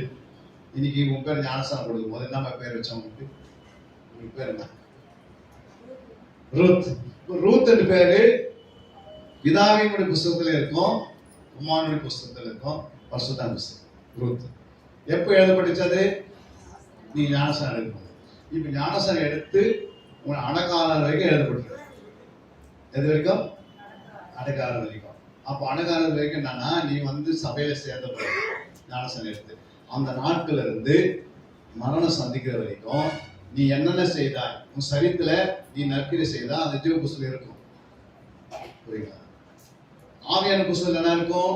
நீ வேதத்தை எப்பெல்லாம் தியானம் பண்ண, எப்பெல்லாம் ஆண்டவர் துதித்த, எவ்வளவு ஜெபம் பண்ற, நேரங்கள் அதிகமாச்சுன்னா அந்த எதில் இருக்கும்? அந்த டேட் வாய்ஸ் இருக்காங்க. புரியுங்களா? இந்த 3வது புஸ்தகம் பாருங்க, என்ன புஸ்தகம்? ஞாபக புஸ்தகம். ஒண்ணு யார் புஸ்தகம்? ஃபர்ஸ்ட் பிதாவின் புஸ்தகம், ஜீவ புஸ்தகம். இந்த ஜீவ புஸ்தகம் சரீரத்தில் என்னென்ன செய்யறது ஜீவ புஸ்தகம் எழுதுவார். புரியுங்களா? ஞாபக புஸ்தகம் ஆவியான புஸ்தகம். இதுல நீ துதிக்கிறது, ஜெபிக்கிறது, அப்புறம் நீ வசனத்தை சொல்றது, சுவிசேஷத்தை அறிவிக்கிறது, இந்த வேலையெல்லாம் எதில் போயிடுது? ஞாபக புஸ்தகம். அப்புறம் ஒரு ஆட்டுக்குட்டியான புஸ்தகம் இருக்கு, ஆத்ம ஆதாயத்துக்காக இருதயத்தில் தியானம், சிந்தனை, புரியுங்களா? தேடுதல், தியானித்தல், ஆராய்தல், இந்த ஆத்மா சம்பத்தோடு செய்யறதெல்லாம் எல்லாம் எதில் இருக்கும்? ஆட்டுக்குட்டியான ஜீவ புஸ்தகம் இருக்கும். இப்போ நீ பரலோகம் போய் நிற்கும் போது இந்த புஸ்தகம் என்ன பண்ணுது? எல்லாம் திறக்கப்படுது, உனக்கு முன்னாடி நிற்க வைக்கும். இதுல 3லயும் பேர் இல்லை, பேர் இருக்குது. ஆனா என்ன பண்ணுது? ஜீவ புஸ்தகத்தில் பேர் எழுதப்பட்டு காணப்படாத அவன் நரகத்தை தள்ளப்படும். நீ எழுதினாரு, ஆனா நீ என்ன பண்ணல? அந்த நாட்கள் முடிவு வரைக்கும் நீ எதுவுமே செய்யணும் ஆண்டவருக்காக. பைபிள் வாசிக்கிறது, ஜெபம் பண்றது. அப்போ உன் ஆத்மாவை நீயே என்ன பண்ணி இருக்கிற? டெய்லி நீயே அதை என்ன பண்ற? இப்ப எப்படி உன் சரீரத்துல பிறந்த நாள்ல இருந்து முடிவு வரைக்கும் சாப்பாடே நீ கொடுக்கலாம், நீ உன் சரீரத்தை என்ன பண்ணிட்ட? நீயே கெடுத்துட்ட. அது மாதிரி உன் ஆத்மாவுக்கு வசனம் கொடுக்காத இருந்தீங்கன்னா, ஜெபம் பண்ணாத இருந்தா அந்த ஆத்மா என்ன பண்ணுது? கொஞ்சம் கொஞ்சமா செத்துக்கினே வரும். ஆக்சுவலி நீங்க மரணம் சந்திக்கும் போது இந்த ஆத்மா என்ன பண்ணுது? ஆண்டவர்கிட்ட போய் நின்று இது அவங்க போகாதன்னு சொல்லி ரிட்டர்ன் திரும்பிடுது பேக். ஏன்னா இந்த 3லயும் நீ என்ன செய்யணும்? அதிகமாக லோடு ஏற்றணும்னா நற்கில் செய்திலே என்ன பண்ணும்? இப்போ எங்களுக்கு தெரிஞ்சதுனால்தான் இன்னைக்கு டியூட்டி இருக்குது, ஒரு நாள் டியூட்டி இன்னைக்கு வேலை, இன்னைக்கு லீவ் போட்டிங்க நிற்கிறோம். நேற்று வேலைக்கு போயிடணும் அப்படி பாஸ்ட் பேலன்ஸ் சொன்னதால போய் வேலைக்கு போய் என்ன பண்ணும்? அங்கே கேட்டு ஆஃபீஸர்கிட்ட போயிட்டு கேட்டேன், இது மாதிரி நான் கொஞ்சம் நேரம் போயிடலாம்னு சொல்லிட்டு போயிட்டோம் இல்லையா? அது ஒவ்வொரு நாளும் எப்படியாவது ஆண்டோடைய ராஜ்யத்தை என்ன பண்ணும்? திருந்தோறும் கட்டினே இருக்கும். நம்ம வேலையும் செய்யணும், அந்த வேலையை ஆண்டோடைய நாம சாட்சியை ஜீவிக்கணும். வீட்டு வேலையும் பார்க்கணும், அந்த வீட்டு வேலையும் செய்யும் போது ஆண்டோடைய நாம் துதித்தினே வேலை செய்துறோம். குடிக்கிறதுக்கு போது வசந்தி கேட்டுக்கினே துதித்துக்கினே குடிச்சிட்டு வந்துடுறோம். சாப்பாடு செய்யும் போது என்ன பண்றோம்? துதித்துக்கினே ஜெபம் பண்ணினே சாப்பாடு செய்துறோம். படுக்க போகும்போது சோத்திரம் பண்ணிக்கினே போய் படுத்துக்கினே அப்புறம் ஆண்டோடைய வார்த்தைகளை தியானம் பண்ணினே படுக்கிலேயே ஆண்டவர் என்ன பண்றோம்? தியானம் பண்ணலாம். பட் தூக்கம் வர வரைக்கும் என்ன பண்ணலாம்? என்னென்ன வசனம் அதை ரிப்பீட் பண்ணி மறுபடியும் எல்லாம் பண்ணாதான் நம்முடைய ஆத்மா பரலோகத்தில் இணைந்து ஒரே மாதிரி இயேசு கூட மாறும். இல்லை ஒரு நாள் வாரத்துக்கு ஒரு நாள் கேட்டு போனா கூட உங்களுக்கு என்ன பண்ணாது? வரைக்கும் போகவே முடியாது. ஏன் அப்படின்னா நம்முடைய ஆத்மாவுக்கு லோடு இல்லை, எதுவுமே நம்ம செய்யறதில்ல. உலகம் தான் அதிகமாக உள்ள வருது தவிர ஆத்மாவை கருத்து வசனம் உள்ள வர மாட்டேன். அதுக்கு நேரமே கொடுக்கறது இல்லை. சாப்பிட்றதுக்கு சரீரத்துக்கு தான் என்ன பண்றோம்? நேரத்தை அதிகமா மண்ணுக்கு போற சரீரத்தை என்ன பண்றோம்? மண்ணு சாப்பிடுவதில்லை. அந்த சரீரத்தை யார் சாப்பிட? இந்த சரீரத்தை யார் சாப்பிடுறோம்? ஒண்ணு மரணம் ஆயிடுச்சுன்னா பூமியில நின்றோம், புரியுங்களா? இல்ல ஒண்ணு மண்ணுக்கு போனோம். மண்ணுக்கு போனா எது சாப்பிடும்? மண்ணு சாப்பிடுது. ஏன் மண்ணு சாப்பிடுது? மண்ணெல்லாம் நம்ம விளைந்து நம்ம சாப்பிட்டோம். இப்போ மண்ணு ஒரு நாள் சாப்பிட்டோம். அதனால மண்ணில் விளைந்தாலும் இதை எப்படின்னா நம்ம மண்ணுக்கு போது சொல்லி இதை தவறான வழிக்கு நடத்த முடியுமா? நடத்தது எது? ஆத்மா தான் நம்மளை வழி நடத்தும். சரீரத்தை சரீரத்தான ஒரு ஆத்மா நடத்தாது. ஒரு சாஃப்ட்வேர் எடுத்து நீங்க கம்ப்யூட்டர்ல போட்டா என்ன சாஃப்ட்வேர் போட்டா அதான் வேலை செய்யும். அந்த மாதிரி இருதயத்தில் என்ன போட்டா அதான் சரீரத்துக்கு வேலை செய்யும். அதுக்காக என்ன பண்ணாரு? நீங்க சாஃப்ட்வேர் வந்து போட்டீங்க, 100 ரூபாய் ஒரு சாஃப்ட்வேர் போட்டீங்க, அதை 2000 ரூபாய்க்கு ஓப்பன் ஆகுமா? ஓப்பன் ஆகாது. ஏன்னா அந்த மானிட்டர் தானே அது சரீரம். இதெல்லாம் சரீரத்தோடு இருக்கு. அதை கனெக்ட் பண்ணிட்டு இருக்கீங்க. அப்ப இருதயத்துல நீ தூக்கணும் போட்டா தூங்கினே இருப்பீங்க. சாப்பிடணும்னு போட்டா சாப்பிட்டே இருப்பீங்க. பைபிள் படிக்கூடாதுன்னு போட்டா பைபிள் படிக்காதே உட்காந்துருக்கு. ஜெபம் பண்ணக்கூடாதே போட்டீங்கன்னா எதை சேவ் பண்றீங்களோ அதை வேலை செய்யும். நீங்க எதை உள்ள கொண்டு வைக்கிறீங்களோ அதெல்லாம் பண்ண சரீரத்துல வேலை செய்யும். நீங்க பைபிள் படிக்கணும்னு நினைச்சிட்டீங்கன்னா அதுதான் முதல் இடம் கொடுக்க சொன்னா அது கரெக்டா எழுப்பி ஆமையை தட்டி எழுப்பி பைபிள் பண்ணிருப்பாரு. சரிங்களா? துதிக்கணும்னு சொல்லி தான் தடை பண்ணணும். கரெக்டா துதிக்க ஆரம்பிச்சு. சரிங்களா? ஊர் சுத்தம் போட்டு தான் என்ன பண்ணிருக்கோம்? இந்த டேட்டுக்கு இந்த டேட் நாங்க போனோம்னு சொன்னா கரெக்டா அது எடுத்துட்டு போயிடும். ஆத்மாவை தட்டி எழுப்பி என்ன பண்ணுது? நீ அங்க போய் ஆகணும் அப்படின்னு. ஏன் அப்படின்னா நம்ம எதை சேகரிக்கணுமோ அதை வேலை செய்யும். நீ வசந்த போட்டீங்கன்னா இயேசு பற்றி நான் அதையே தியானம் பண்ண தியானம் பண்ணினே இருப்பீங்க. நற்கரி செய்யணும் நற்கரி செய்யவே இருப்பீங்க. துர்க்கரி செய்யணும் துர்க்கரி செய்யணும். எதெல்லாம் நீங்க சேவ் பண்றீங்களோ அதுதான். நீ எதுக்கு இடம் கொடுக்குற? இந்த அறிவு ஃபர்ஸ்ட் நமக்கு தெரிஞ்சாதான் அடுத்த ஸ்டெப் போக முடியும். ஃபர்ஸ்ட் நமக்கு அந்த அறிவுன்றது என்ன இல்லை.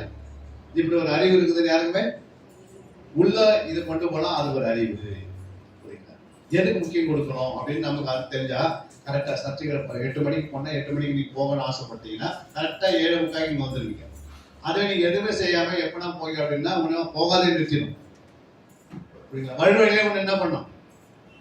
எங்காவது கடையை அப்படி பார்த்து அந்த கடை போயிடும். அப்போ அது மேல எப்போ ஞானஸ்தானம் எடுத்தீங்கன்னா எப்போ ஞானஸ்தானம் எடுத்துட்டீங்கன்னா அன்னிலிருந்து யாரா மாறிட்டீங்க சொல்லுங்கம்மா? தேவனுடைய பிள்ளையா மாறிட்டோம். உலகத்தை நீங்க வெறுத்துக்கிட்டே இருக்கணும், பரலோகத்தை நேசித்துட்டே இருக்கணும். நம்ம என்ன பண்றோம்? எப்போ ஞானஸ்தானம் எடுத்துட்டு அன்னைக்கு பரலோகத்தை வெறுத்துட்டு உலகத்தையே நேசிக்கணும். ஆசீர்வாதம் ஆசீர்வாதம் ஆசீர்வாதம் ஆசீர்வாதம் எப்போ பார்த்தாலும் என்ன இருக்கு? எங்காவது ஆசீர்வாதம் மீட்டிங் போட்டா என்ன பண்ற ஜனங்க? அதான் நிறைய வழி கூட்டம். ஆசீர்வாதம் சொமானம் வந்துடுது. ஆசீர்வாதம்ன்றது ஒரு கட்டளை. என்னது? நான் நீங்கள் என்ன சொல்றது? ஆபிரகாம் பார்த்து என்ன சொல்றாரு? நீ உன்னை நான் உன்னை ஆசீர்வதிக்கவே சொல்லிட்டார். அவன் சொல்றவர் என்ன பண்றாரு? அதை நிறைவேற்றணும்னா அந்த மனுஷன் ஆசீர்வாதம் தகுதிப்படுத்துறாரு. ஃபர்ஸ்ட் தகுதி இல்லாத ஆசீர்வாதம் பண்ண எப்படி இருக்கும்? தகுதி இல்லாத ஆசீர்வாதம் பத்தி எப்படி இருக்கும்? இது ஆண்டவர் தான் கொடுத்தாங்க, யாருக்குமே தெரியாது. சும்மா எப்படி போன அங்க போன அந்த மீட்டிங் போன நான் இங்க நைட்டு போகணும் ஜாப் பண்ணிருப்போம். நீ அங்க போன ஒரே நாள்ல அந்த ஆசீர்வாதம் பெற்றுக்கிட்டு அங்க சாட்சி கொடுத்துருப்ப. அப்படிதான். ஏன் அப்படின்னா அந்த ஆசீர்வாதம் வருவதற்கு ஆபிரகாம் சர்ச்சையில் வந்து உட்காரும் போது 75 வயசு, ஆனா பிள்ளை கொடுக்குறப்போ 100 வயசு. 25 வருஷம் சர்ச்சையில் அவர் உட்காந்து 13 வருஷம் ஆண்டு என்ன பண்ணலாம் அவங்ககிட்ட பேசல. ஏன் பேசல? அவர் சர்ச்சைக்கு 8 மணிக்கு வர வேண்டிய ஆளு 11 மணிக்கு வர வேண்டியது. புரியுது? இப்படியே வந்து ஆண்டு பேசுவார. அப்படியே நிறைய பேருக்கு பேசுறதே கிடையாது ஆண்டு. இப்போ வந்து உட்காந்துக்கிட்டு நிறைய பேருக்கு என்ன பண்ண ஆண்டு பல வருஷமா பேசுறதே கிடையாது. ஏன் அப்படின்னா அவங்களுக்கு ஆண்டுக்கு என்ன இல்லை, சரியா தொடர்பு கனெக்ட் பண்ணலாம். சுத்திகரிப்பு இல்லை, பாவமணிப்பு இல்லை, கரெக்டாக திருவந்தில் அட்டன் பண்றது இல்லை, சரியான உபவாசத்துல இரவு ஜபத்துல பல விதமான பைபிள் கிளாஸ்ல இப்படிலாம் நிறைய ஆண்டு கொடுத்துருப்பாரு. ஏதோ பார்த்து அப்படியே யூடியூப்ல பார்த்து நாங்க பார்த்து நானும் நிறைவா தான் இருக்கு நீ நினைச்சு நிற்பீங்க. ஆனா உங்க ஆத்மாவும் செல்லு மாதிரி அதை சாப்பிட்டு பிசாசு உனக்கே தெரியாது. அல்லையா? அப்படியே கொஞ்சம் கொஞ்சமா ஆண்டை விட்டு நீ விலகி வச்சுக்கோம். பிசாசு இருக்கிறத பார்த்தா எப்படி இருக்கும்? யூதாஸ் கூட என்ன பண்ணாரு? ஆண்டுக்கு தான் 3 வருஷம் இருந்தாரு. ஆனா ஆண்டுக்குள்ளே இல்லைன்னு அவனுக்கே தெரியல. நான் ஆண்டுக்குள்ளே இல்லை அப்படின்னு அவன் நினைச்சு நான் கத்தரோட இருக்கிறேன், எப்படியாவது இயேசுவை நான் என்ன பண்ணுவேன். அவர் அடிக்கடி பார்த்து என்ன பண்றாரு? யாராவது வந்தாங்கன்னா பிடிக்கிறதுக்கு என்ன பண்றாரு? இயேசு பிடிக்க வராங்கன்னா என்ன பண்றாரு? என்ன பண்றாரு? இயேசு பிடித்து வர அடிக்கிட்டு கல்லெல்லாம் தூக்கிட்டு வராங்க. என்ன பண்றாரு? என்ன பண்றாரு? இயேசுவே பிடிக்க வராங்க நிறைய பேர். அப்ப இயேசு என்ன பண்றாரு? மறைஞ்சிடுறாரு. இப்படி இயேசுவை என்ன பண்ணலாம்? இப்படி மறைந்து பார்த்து யார் பார்த்துனே இருந்தாரு? யூதாஸ் பார்த்துருந்தாரு. இப்படி இயேசுவே யாரும் பிடிக்க வராங்க, அப்ப என்ன பண்ற? இயேசு மறைஞ்சிருவாங்க அப்படின்னு ஒரு தோற்றம் யூதாஸ்குள்ள இருந்தது. புரியுதுங்களா? அப்போ இயேசு ஒரு 30 வெள்ளி காசு காட்டோட இயேசு என்ன பண்றாரு? டக்குனு பிடிக்க வரும்போது மறைஞ்சிடுவாரு. அப்ப நம்ம 30 வயசுக்கு அந்த மாதிரி தான் அப்படின்னு அவர் நினைச்சாரு. அவர் நினைப்பினாரு அவர் என்னைக்கு அவரை காட்டி கொடுத்தாரு, அன்னைக்கு அவரை எங்கேயுமே மறையல. அவர் தவிர ஒப்பு கொடுத்துட்டார். அது மாதிரி நம்ம என்ன பண்றோம்? ஆண்டவரோட இணையாது. அப்போ அந்த ஆபிரகாமுக்கு 25 வருஷம், என்னது 25 வருஷம் வரைக்கும் சபையில உட்கார்ந்து காத்திருந்துதான் அந்த ஈசாக்கை கத்தர் கொடுக்கிறார். 17ஆம் அதிகாரம் 1ஆம் வசனம் தான் என்ன சொல்றாரு? இனிமேலாவது எப்படி இருக்கு? உத்தமனான்னு சொல்றாரு. அவன் இது வரைக்கும் எப்படி இருந்தாரா? உத்தமனா இல்ல. உத்தமனா இல்லாதனால இனிமேல் என்ன பண்ணு அப்படின்னா அந்த வார்த்தை அந்த வசனத்தை கொண்டு வரப்போ 13 வருஷம் ஆயிடுச்சு. 17ஆம் அதிகாரம் போய் வீட்டுல வாசிப்பாங்க. அப்ப 3வது ஒரு ஞானஸ்தானம் இருக்குது. அது என்ன ஞானஸ்தானம்? அக்னி ஞானஸ்தானம். இது எப்படி பெற்றுக்கொள்றது அப்படின்னா, இது ஆத்மாவோட சம்பந்தப்பட்டது. இயேசுவே இது தராரு. இது எங்க தராரு? 24ஆம் அதிகாரம் 39ஆம் வசனம், 32ஆம் வசனம். லூக்கா 24:32. அப்பொழுது அவன் ஒருவரை நோக்கி, வழியிலே அவர் நம்முடனே பேசி வேத வாக்கியங்களை நமக்கு விளக்கி காட்டிய பொழுது நம்முடைய இருதயம் நமக்குள்ளே கொடுத்துவிட்டு எரியவில்லையா என்று சொல்லிக்கொண்டு போதும். அவன் என்ன சொல்றாரு? வேத வாக்கியங்களை இயேசு பேசுறாரு. யாருகிட்ட? எம்மாவுஸ் சீசருக்கு பேசும்போது இருதயம் அவர் சொன்னார், பூமி மேல் அக்கினி போட்டு வந்து அது பற்றி எரிய வேண்டும். ஆனா நான் முழுக வேண்டிய ஒரு ஸ்தலம் இருக்கு. அப்ப நான் முழுக வேண்டிய சிலுவை முழுகிட்டால்தான் சிலுவைக்கு போய் மரித்து உயிரோடு எழுந்து யார்கிட்ட வர்றாரு? ஃபர்ஸ்ட் சீசர்கிட்ட வர்றாரு. சீசர்கிட்ட பேசுறாரு. என்ன பேசுறாரு? அவர்கள் ஒரு என்ன பண்றாங்க? நோக்கி வழியிலே அவர் தம்முடனே பேசுறார். அப்புறம் வேத வாக்கியங்களை விளக்க காட்டுறார். விளக்கு காட்டும் போது, அந்த விளக்கத்தை உண்டாக்கும் போது அவனுடைய இருதயம் என்ன பண்ணுது? எந்த இருதயம் பொழுது எரியுது? சரீர இருதயமா ஆத்மா இருதயமா? சரீர இருதயம் ஆல்ரெடி சுத்தமா தான் இருக்கு அவங்களுக்கு. சுத்தமா ஹார்ட் அட்டாக் வந்து செத்துட்டு இருப்பாங்க.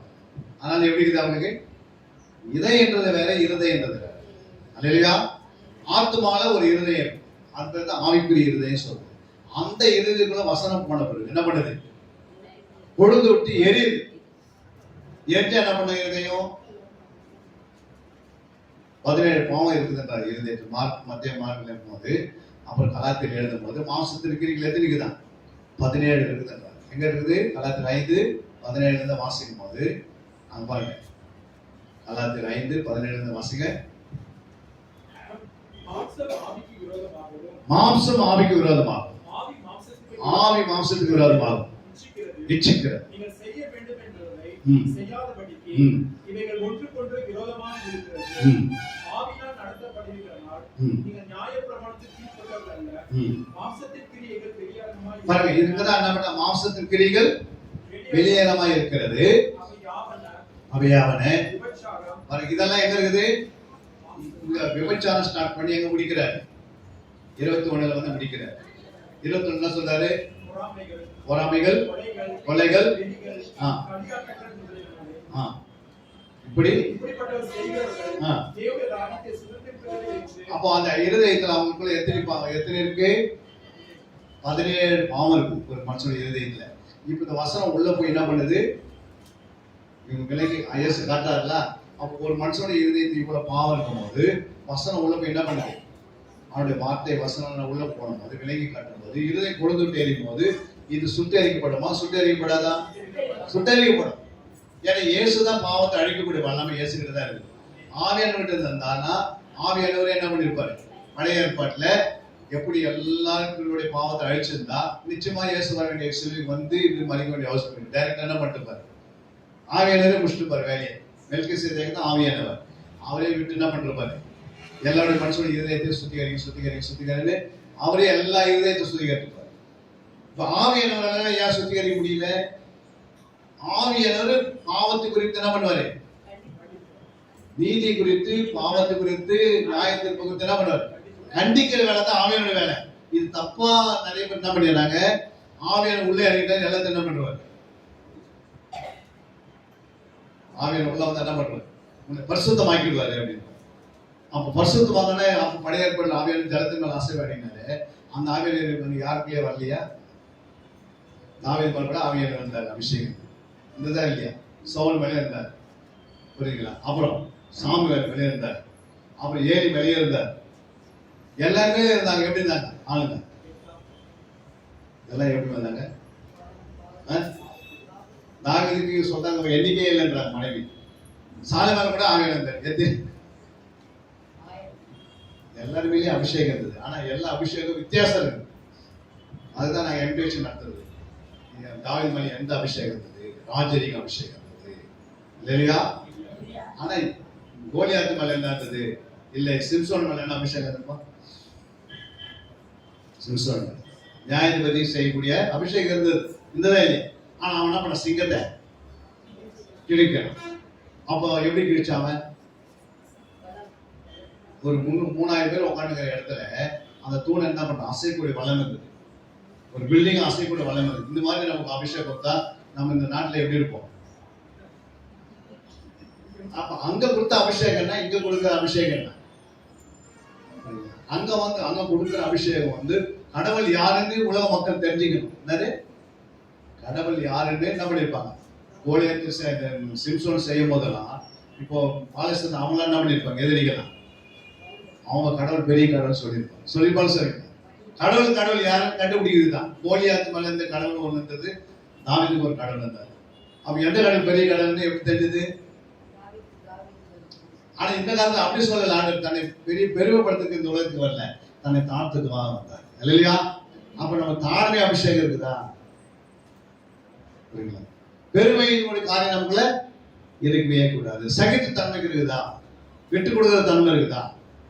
சரிங்களா? இப்போ ஒருத்தருக்கு சண்டை போடுறாங்க, அவங்க யாரு?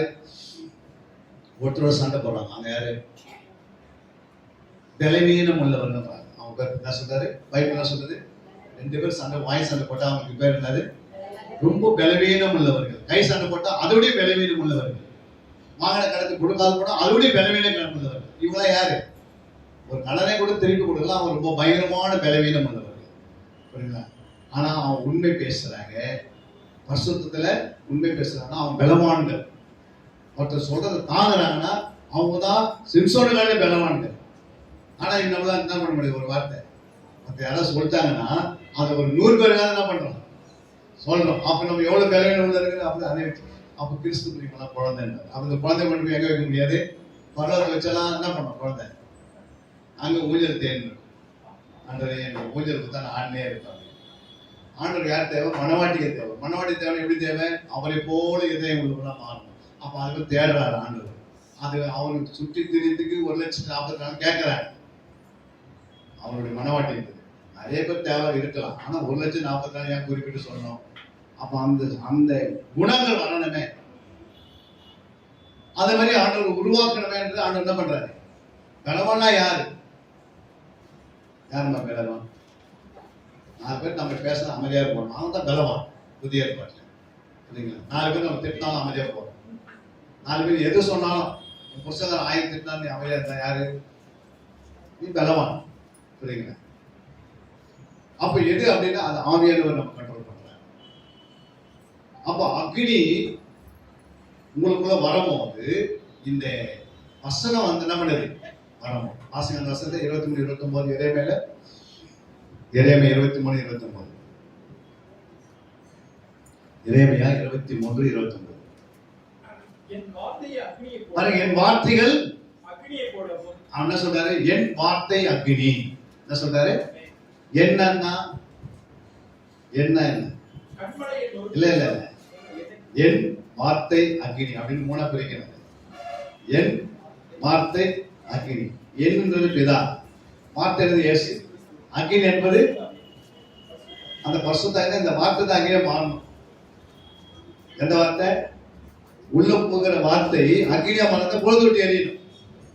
அப்ப சுட்டு எறியக்கூடிய வல்லமா வருது. அப்ப இது எடுத்து உள்ள கொடுக்கிறது யாரு? ஆவியானவர் சொல்வார். அல்லேலூயா. என் வார்த்தை என்ன இருக்கணும்? அக்னி.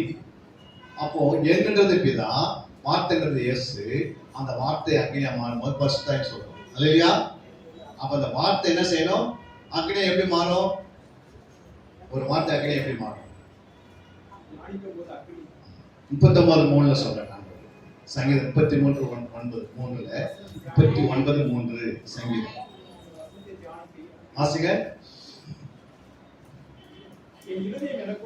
என் இருதயம் எனக்குள் நம்பிச்சு அனல் கொண்டது, ஞானிக்கையில் அக்னி மூண்டது. விண்ணப்ப செய்யுங்க. அப்போ ஏற்கனவே இருதயம் என்ன பண்ணுது? அனலா இருக்கு.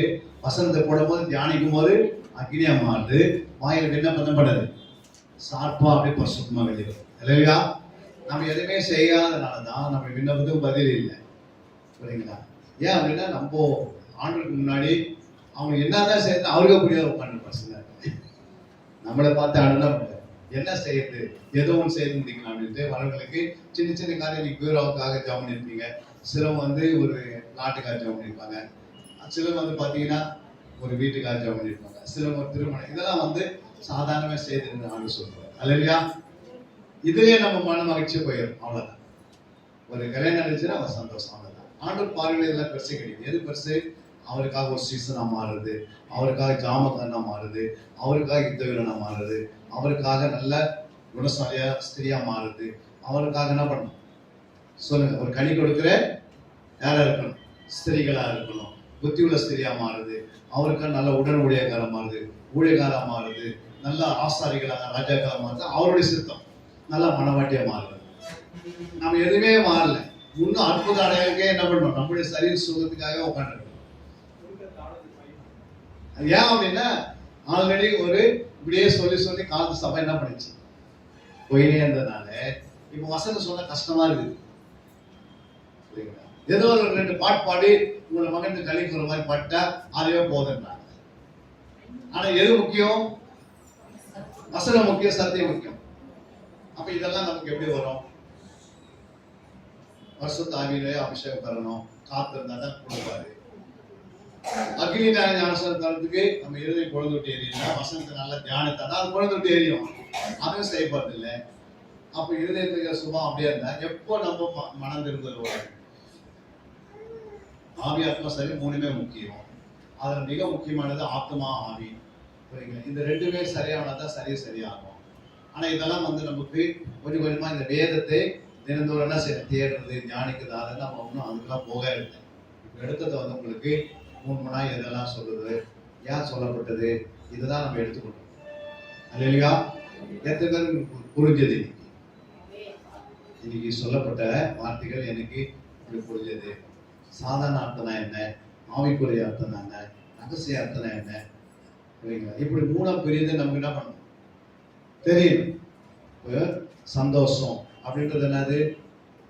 சாதாரண அர்த்தத்திலேயே சந்தோஷம் இருக்குது, ஆவிக்குரிய அர்த்தத்திலேயே சந்தோஷம் இருக்குது, ரகசிய அர்த்தத்துல சந்தோஷம்.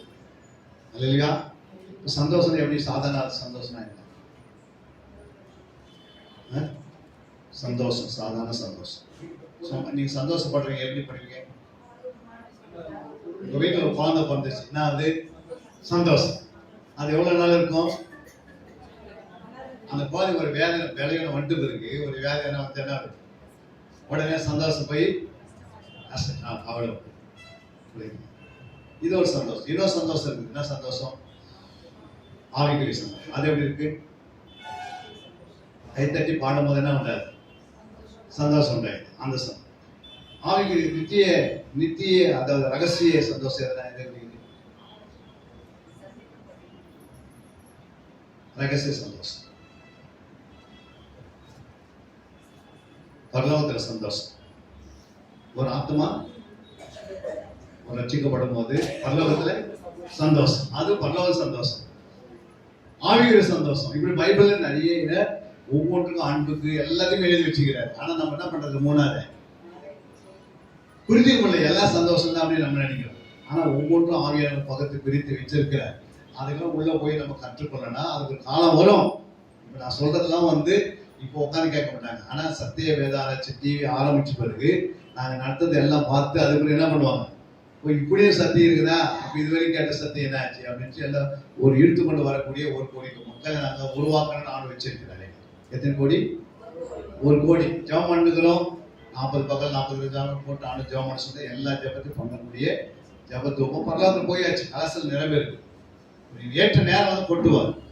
அப்போ சத்தியவேத ஆராய்ச்சி ஊழியம் உலகத்துக்கு என்ன பண்ணணும், அப்படிதானே போவோம். எடுத்துருங்க டக்குன்னு ஊழியத்துக்கு போக முடியும். 23 வருஷம் ஓடி இருக்கிறோம். ஆனா இப்ப உங்களை மாதிரி அங்கங்க கொஞ்சம் தான் தெரியும். எவ்வளவு தெரியுங்க ஐயா? 23 வருஷத்துல நான் போய் நடத்தினேன். எவ்வளவு பேருக்கு தெரியும்? கொஞ்சம் பேர் தான் தெரியும். இப்ப நமக்கு தெரியும், அப்புறம் யாருக்கு தெரியும்? அங்கங்க தெரியும். நம்ம யூடியூப்ல கொஞ்சம் பார்த்தா அவங்களுக்கு தெரியும், அவ்வளவுதான். ஆனா எல்லாருக்கும் தெரிய வரணுமே. எப்படி தெரியும்? அது ஒரு வீடியோ கொண்டு வர்றாரு அந்த ஊழியர். அப்ப அதை கொண்டு வரும்போது மணிக்கணக்கில் நாங்கள் என்ன பண்ணுவோம், ஒரு 2 ஹவர் நல்லா ஜெபம் பண்ணிட்டு நல்லா துதித்துட்டு நல்ல சத்தியத்தை பேசிட்டு 2 ஹவர் ஜெபம் பண்ணிட்டு இது ரொட்டேஷன் வாய்ஸ் அப்படியே நடந்தே இருக்கும் போது வெளியே வர ஆரம்பிச்சோம். வருமா? வராது. வீடியோ எப்படிதான் வீட்டுக்குள்ள போகும். போய் அதை என்ன பண்ணணும், அவங்களுக்குள்ள உட்கார வைக்கும். ஏன்னா சத்தியத்தை நம்ம வாசிக்கிற விதத்துல வாசிக்கணும்னு சொல்லுவோம். சாப்பாடு கூட பார்த்தீங்கன்னா எடுத்து நம்ம இலையை போட்டுட்டு டக்குன்னு என்ன பண்றோம், ரசத்தை ஊற்றி அப்புறம் அது மேலே குழம்பு ஊற்றி அப்புறம் அதுக்கு மேலே பொரியலை வச்சு அப்புறம் சாப்பாடு போடுறது. என்ன சொல்றோம், நாங்கள் இன்னைக்கு எடுத்தவருக்கு ரசத்தை ஊற்றிட்டீங்க அறுவஇல்லை அப்படின்னு கூட கேட்டுருவோம். சார் கேட்பாலே இல்லையா? டக்குன்னு வந்து என்ன பண்ணாரு, இலையை போட்டுட்டு அவர் டக்குன்னு சாம்பார் ஊற்றிட்டாரு. என்ன செய்வோம், நான் எப்படிதான் நீங்க சாப்பிட்டு தான் பார்ப்பீங்க. சாம்பார் முதல் ஊற்றுனானா கடைசி ஊற்றுனானா அப்படின்னு கேட்டா தான் சொல்லுவோம். அவர் சொல்றாரு, எப்படிதான் நீங்க சாப்பிடதான் போறீங்க, சாம்பார் ஃபர்ஸ்ட் ஊற்றிக்கிறாங்க இல்லைங்க. அப்போ எல்லாத்துக்குமே வந்து உலகத்துல சாப்பிட்றதுக்கு எதை ஃபர்ஸ்ட் வைக்கணும், இலையை வச்சு என்ன செய்யணும், தண்ணியை வைக்கிறேன். தண்ணி எடுத்துருக்கு என்ன பண்ண கை அந்த இலையை கழுவுறாங்க. அப்புறம் என்ன வைக்கிறாங்க, ஃபர்ஸ்ட் எடுத்துருக்கு ஊருக்காய் என்ன பண்றாங்க அப்படி வைக்கிறேன். அப்படியே கொஞ்சம் கொஞ்சமா ஒண்ணு வச்சுனே போறாங்க. அப்புறம் எல்லாம் வச்சுட்டு அப்புறம் என்ன பண்றாங்க, நம்ம ஆயத்தமாகி கரெக்டா நம்ம சரீரத்தெல்லாம் ஒழுங்குபடுத்தி நிற்கும் போது கரெக்டா சாப்பாடு வருது. அப்புறம் அவன் என்ன பண்றாங்க, கொண்டு பின்னாடி ஒண்ணு என்னென்ன கொடுக்கணுமோ அதெல்லாம் கொடுத்துதே வர. அப்போ ஒண்ணு நம்ம என்ன பண்றோம், கரெக்டா சாப்பிட்டு இறந்துக்கும் திருப்தியாடு. அப்போ சாப்பிட்றதுக்கு ஆண்டவரோட திருத்தத்தை அறிவு மக்கள் கொடுத்திருக்கிறார். இந்த அறிவு யாரை கொடுத்தது, யார் கொடுத்திருப்பாங்க, உலகத்துக்கு அறிவு யாரை கொடுத்தது, ஆண்டவர் தான் கொடுத்தாரு. எந்த அறிவும் வந்து மனுஷன்கிட்ட தானா வரல, கர்த்தரே கொடுத்தாரு. சாப்பிட்றதுக்கு ஒழுங்கெல்லாம் கொடுத்தது ஆண்டவர் தான். எப்படி குடிக்கணும், எப்படி செய்யணும் எல்லாமே ஆண்டவர் தான் அறிவு கொடுத்தாரு. அந்த மாதிரி வந்து என் வசனம் கூட அறிவோடு உள்ள போகணும். ஒரு ஆத்மானு ஒண்ணு இருக்குது, இந்த ஆத்மாவில் எப்படி உள்ள போகும், இது எப்படி தேடலாம், தியானத்தை ஆராயன்னு சொல்லி எல்லாவற்றையும் ஆண்டோட பண்ணுவேன். கற்றுக் கொடுக்கிறார். இப்ப நான் கற்றுக் கொடுக்கிறேன், நீங்க கற்றுக்கொள்கிறீங்க. இதுதான் வித்தியாசம். நீங்க கற்றுக்கொள்றீங்க, நான் கற்றுக் கொடுக்கிறேன். என்ன வித்தியாசம், என்ன வித்தியாசம்? நான் கற்றுக் கொடுக்கிறேன், நீ கற்றுக்கொள்ற. என்ன வித்தியாசம்? கற்றுக் கொடுக்கிறோம் ஆவியானவர் தான், கற்றுக் கொடுக்கிறோம் ஆவியானவர். நான் கற்றுக் கொடுக்கிறேன், கற்றுக்கொள்பவர் நீங்க இல்ல, அதை கற்றுக் கொடுக்க வந்திருக்கு. உங்க மேல ஆவியானவர் ஏன் ஆவியானவர். ஆனா என்ன பண்றது, இந்த ஆவியானவர் என்ன பண்றாரு, கற்றுக் கொடுக்கிறார். நீங்க அந்த ஆவியை என்ன பண்றாரு, பெற்றுக்கொள். நான் அது ஒரே ஆவியம் செய்யக்கூடிய ஒவ்வியானையா ஒரு அரிசியத்தை நீங்க அரசு சொல்றீங்க, புட்டு சொல்றீங்க, முருகு சொல்றீங்கன்னா ஒரு அரிசியை விட செய்யற ஆவியானவர் எவ்வளவு வித்தியாசம் கொடுத்தாரு. நீ பாருங்க, 2ஆம் அதிகாரத்துல ஆவியின் நிறைவே பெற்றுக்கிறார் அப்போஸ்தலர். 2ஆம் அதிகாரத்துல 2 வாசிங்க முடிக்க போறோம். 2ஆம் அதிகாரம் முழக்கம் போல உண்டாகி நிறைவேற்று போதும். அப்போ வீடு முழுவதும் நிரம்ப அவங்க நிரம்பி இருக்காங்க, நிறைவேறு. 4ஆம் அதிகாரத்துமா 4:31 அப்போஸ்தலர் 4:30 இல்ல அப்போஸ்தலர் 4:30 அப்போஸ்தலர் 4ஆம் அதிகாரம் 30ஆம் வசனம். ஜெபம் பண்ணின போது அசைந்தது. மறுபடியும் என்ன பரிசுத்தாங்க நிரப்பணும், இப்ப ஏற்கனவே நிரம்பிட்டு பரிசுத்தாங்க எல்லாருமே 2ஆம் அதிகாரத்துல எல்லாருமே பரிசுத்த நிறைவேற்பார். அந்த வீடு நிரம்பினா அவங்க நிறைவேற்பார்ல. தண்ணி வந்து ஃபுல்லா நிரம்புதுன்னா வீட்டுக்குள்ள இப்ப நம்ம நிறைவேற்போம், தண்ணியில நிறைவேற்போம். அது மாதிரி ஆவியானது வீட்டு இந்த இடத்து ஃபுல்லா வரணும்னா நம்மளே நிறைவேறாரு. இப்ப ஏன் 4ஆம் அதிகாரம் 30 மறுபடியும் ஆவியானது வேணும்னு கேட்கறாங்க. அதான் 4ல நிரப்புறது, 4:30 மறுபடியும் ஆவிய நிரப்புன்னு கேட்கறாங்க. மறுபடியும் அவங்க ஜெபம் பண்ணும்போது யார் வந்தது? மறையினார். ஏன் வித்தியாசம் என்ன? 2ஆம் அதிகாரத்தில் நிரப்பண ஆவியார் போதாதா? 2ஆம் அதிகாரத்தை 4ஆம் வசனத்துல நிரப்பண ஆவியார் போதுமா? போதாது. அதுல 4ஆம் அதிகாரத்தில் வரும்போது மறுபடியும் ஆவியார் பெற்றுக்கிறாங்க. ஏன் பெற்றுக்கிறாங்க? 2ஆம் அதிகாரம் 2:4 நிரப்பும் போது அவங்க வரங்களை பெற்றுக்கிறாங்க. அதை வச்சுதான் அவன் ஊழியம் செய்யறான். ஆனா 4:30 வரும்போது அவன் வசனத்தை தைரியமா பேசுவதற்கு பெற்றுக்கிறான். என்னது? வசனத்தை தைரியமா என்ன பண்றாங்க? இப்போ பேசுறானா என்ன பண்ணோம்? 29 நீங்க வாசிச்சீங்கன்னா 20 அங்க வசனத்தை பத்தி பேசுறேன். நான் வசனத்தை சொல்வதற்காக பேசுறேன். 29 என்ன சொல்றது? இப்பொழுது கர்த்தாவே, அவர் பயப்படுதல் தேவனை கவனித்து, இந்த பரிசுத்த பிள்ளையான இயேசுவின் நாமத்தாலே அடையாளங்களும் அற்புதங்களும் நடக்கும்படி செய்து, பிணியாளிகளை குணமாக்கும்படி உங்கள் கரத்தை நீட்டி, உங்களுடைய ஊழியக்காரர் உங்களுடைய வசனத்தை முழு தைரியத்தோடு சொல்லும்படி அவர் அனுகிரகம் செய்தருளும் என்றார்கள். அப்ப எத்தனை காரியங்கள் கேட்கறாங்க அவங்க? அற்புத அடையாளம் நடக்கணும் இப்போ இல்ல. ஏற்கனவே அவங்க 3000 பேர் ரட்சிக்கப்பட்டதெல்லாம் குத்தப்பட்டவர்கள் ரட்சிக்கப்பட்டாங்க. யாரு? இருதயத்தில் குத்தப்பட்டவர் தான் ரட்சிக்கப்பட்ட காலம். அவங்களாம் ஏற்கனவே இயேசுவே என்ன சொல்லிட்டாங்க? இருக்கிற ஒரு கூட்டம் வந்து ஆண்டவர் குற்றப்படுத்தினாங்க. இப்ப இயேசுடைய வசனம் அவங்களுக்குள்ள போகும்போது குற்றம் இல்லாத குற்றத்தை அவங்க மன்னிப்பு கேட்டு மனதிருக்கிறாங்க. 2ஆம் அதிகாரம். ஆனா அவங்க 4ஆம் அதிகாரத்துக்கு வரும்போது இப்ப அற்புத அடையாளம் நடக்கணும். என்ன நடக்கணும்? மறுபடியும் ஆண்டவர் என்ன பண்றாரு? அவங்க மேல அவங்க ஜெபம் பண்ணும்போது மறுபடியும் ஊற்றுகிறாரு. அப்படின்னா அர்த்தம் நம்ம ஜெபம் பண்ணினா இருந்தா அடிக்கடி என்ன பண்ணுவார் ஆண்டவர்? சில நேரத்தில் வசனத்தை தைரியமா சொல்றதுக்கு ஆவி ஊற்றுவாரு. சில மற்றவங்கிட்ட எப்படி பேசணும் அந்த ஆவி ஊற்றுவாரு. மற்ற ஈலிங் பண்ணது கொடுத்து ஊற்றுவாரு. மற்ற குடும்பத்தை எப்படி நடத்த ஊற்றுவாரு. இப்படி எல்லாத்தையும் பெற்று ஆவியே நம்ம வளரணுன்றது ஆண்டோட. நம்ம என்ன பண்றோம்? கை தட்டி ஒரு முறை அபிஷேகம் பெற்றோம்னா அவனதான் போதும். இதுலயே அது வீட்டுல தட்டா தட்ட மாட்டோம். ஆயிரம் ஏற மாட்டேன். இங்க தட்டினா தான் என்ன பண்ணுது? கை தட்டாதான் ஆவியை ஏறுவாரு.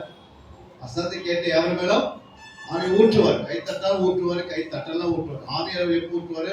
நம்முடைய இருதயத்துல நம்ம என்ன வாஞ்சிக்கிறோன்றது அதை பார்க்கிறாரு. நீ கேட்கும் போது ஒரு வசதி இப்ப நான் கற்றுக் கொடுக்குறேன், நீ கற்றுக் கொடுத்துக்காரு. அடுத்த நீங்க பேசுறதா மாற்றுவார். உங்களே என்ன பண்ணுவாரு? பல இடத்துல போய் பேசுறதுக்கு உங்களுக்கு ஆவியில ஊற்றுவார்.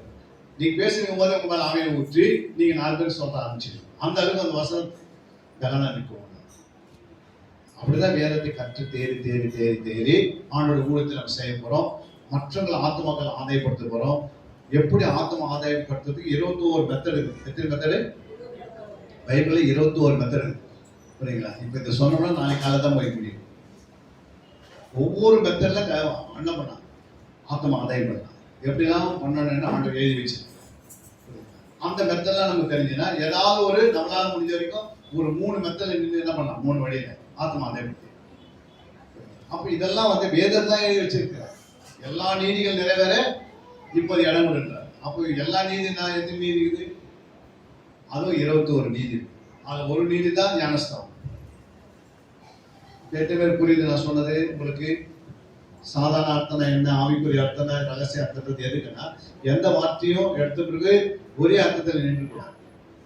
அதை 3ஆ பிரிச்சீங்கன்னா அதுதான் வசனம் சொல்றது, பகுத்து பிரித்து போதிக்க. வாசிங்க 1 தீமோத்தேயு 2:15. 1 தீமோத்தேயு 2:15.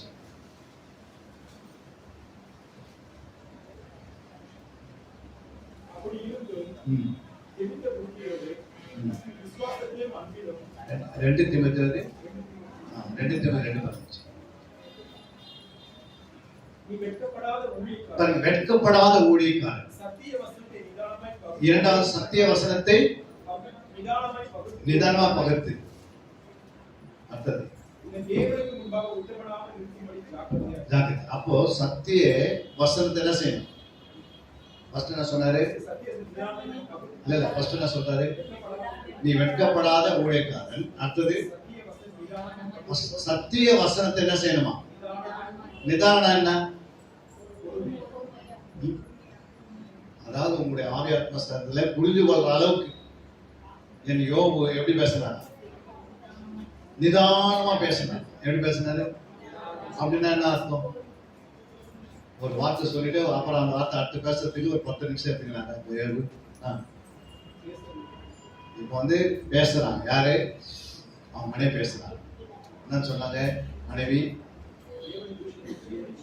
யோபு 2:10 என்ன சொன்னாங்க? தேவனை என்ன பண்ணிடு? தூஷித்து ஜீவனை விடு. அப்ப யோபு எப்படி பேசினாரு? நீ பைத்தியக்காரி பேசுகிறது போல பேசுகிறாயே, நீ தேவனத்தில் என்ன பண்ண? நம்மை பெற்ற நாம் அப்படின்னு அதுக்கு பார்த்தா நீ தான் அப்படின்னா நீ வார்த்தை எடுத்து கரெக்டா என்ன பண்ணணும், அதுக்கு எடுத்து பதில் சொல்லணும். நம்ம என்ன பண்ற? எடுத்துக்கு நீதான். அதே ஒண்ணு கடைசி வசனம் சொல்றது யோபு 1 கடைசி.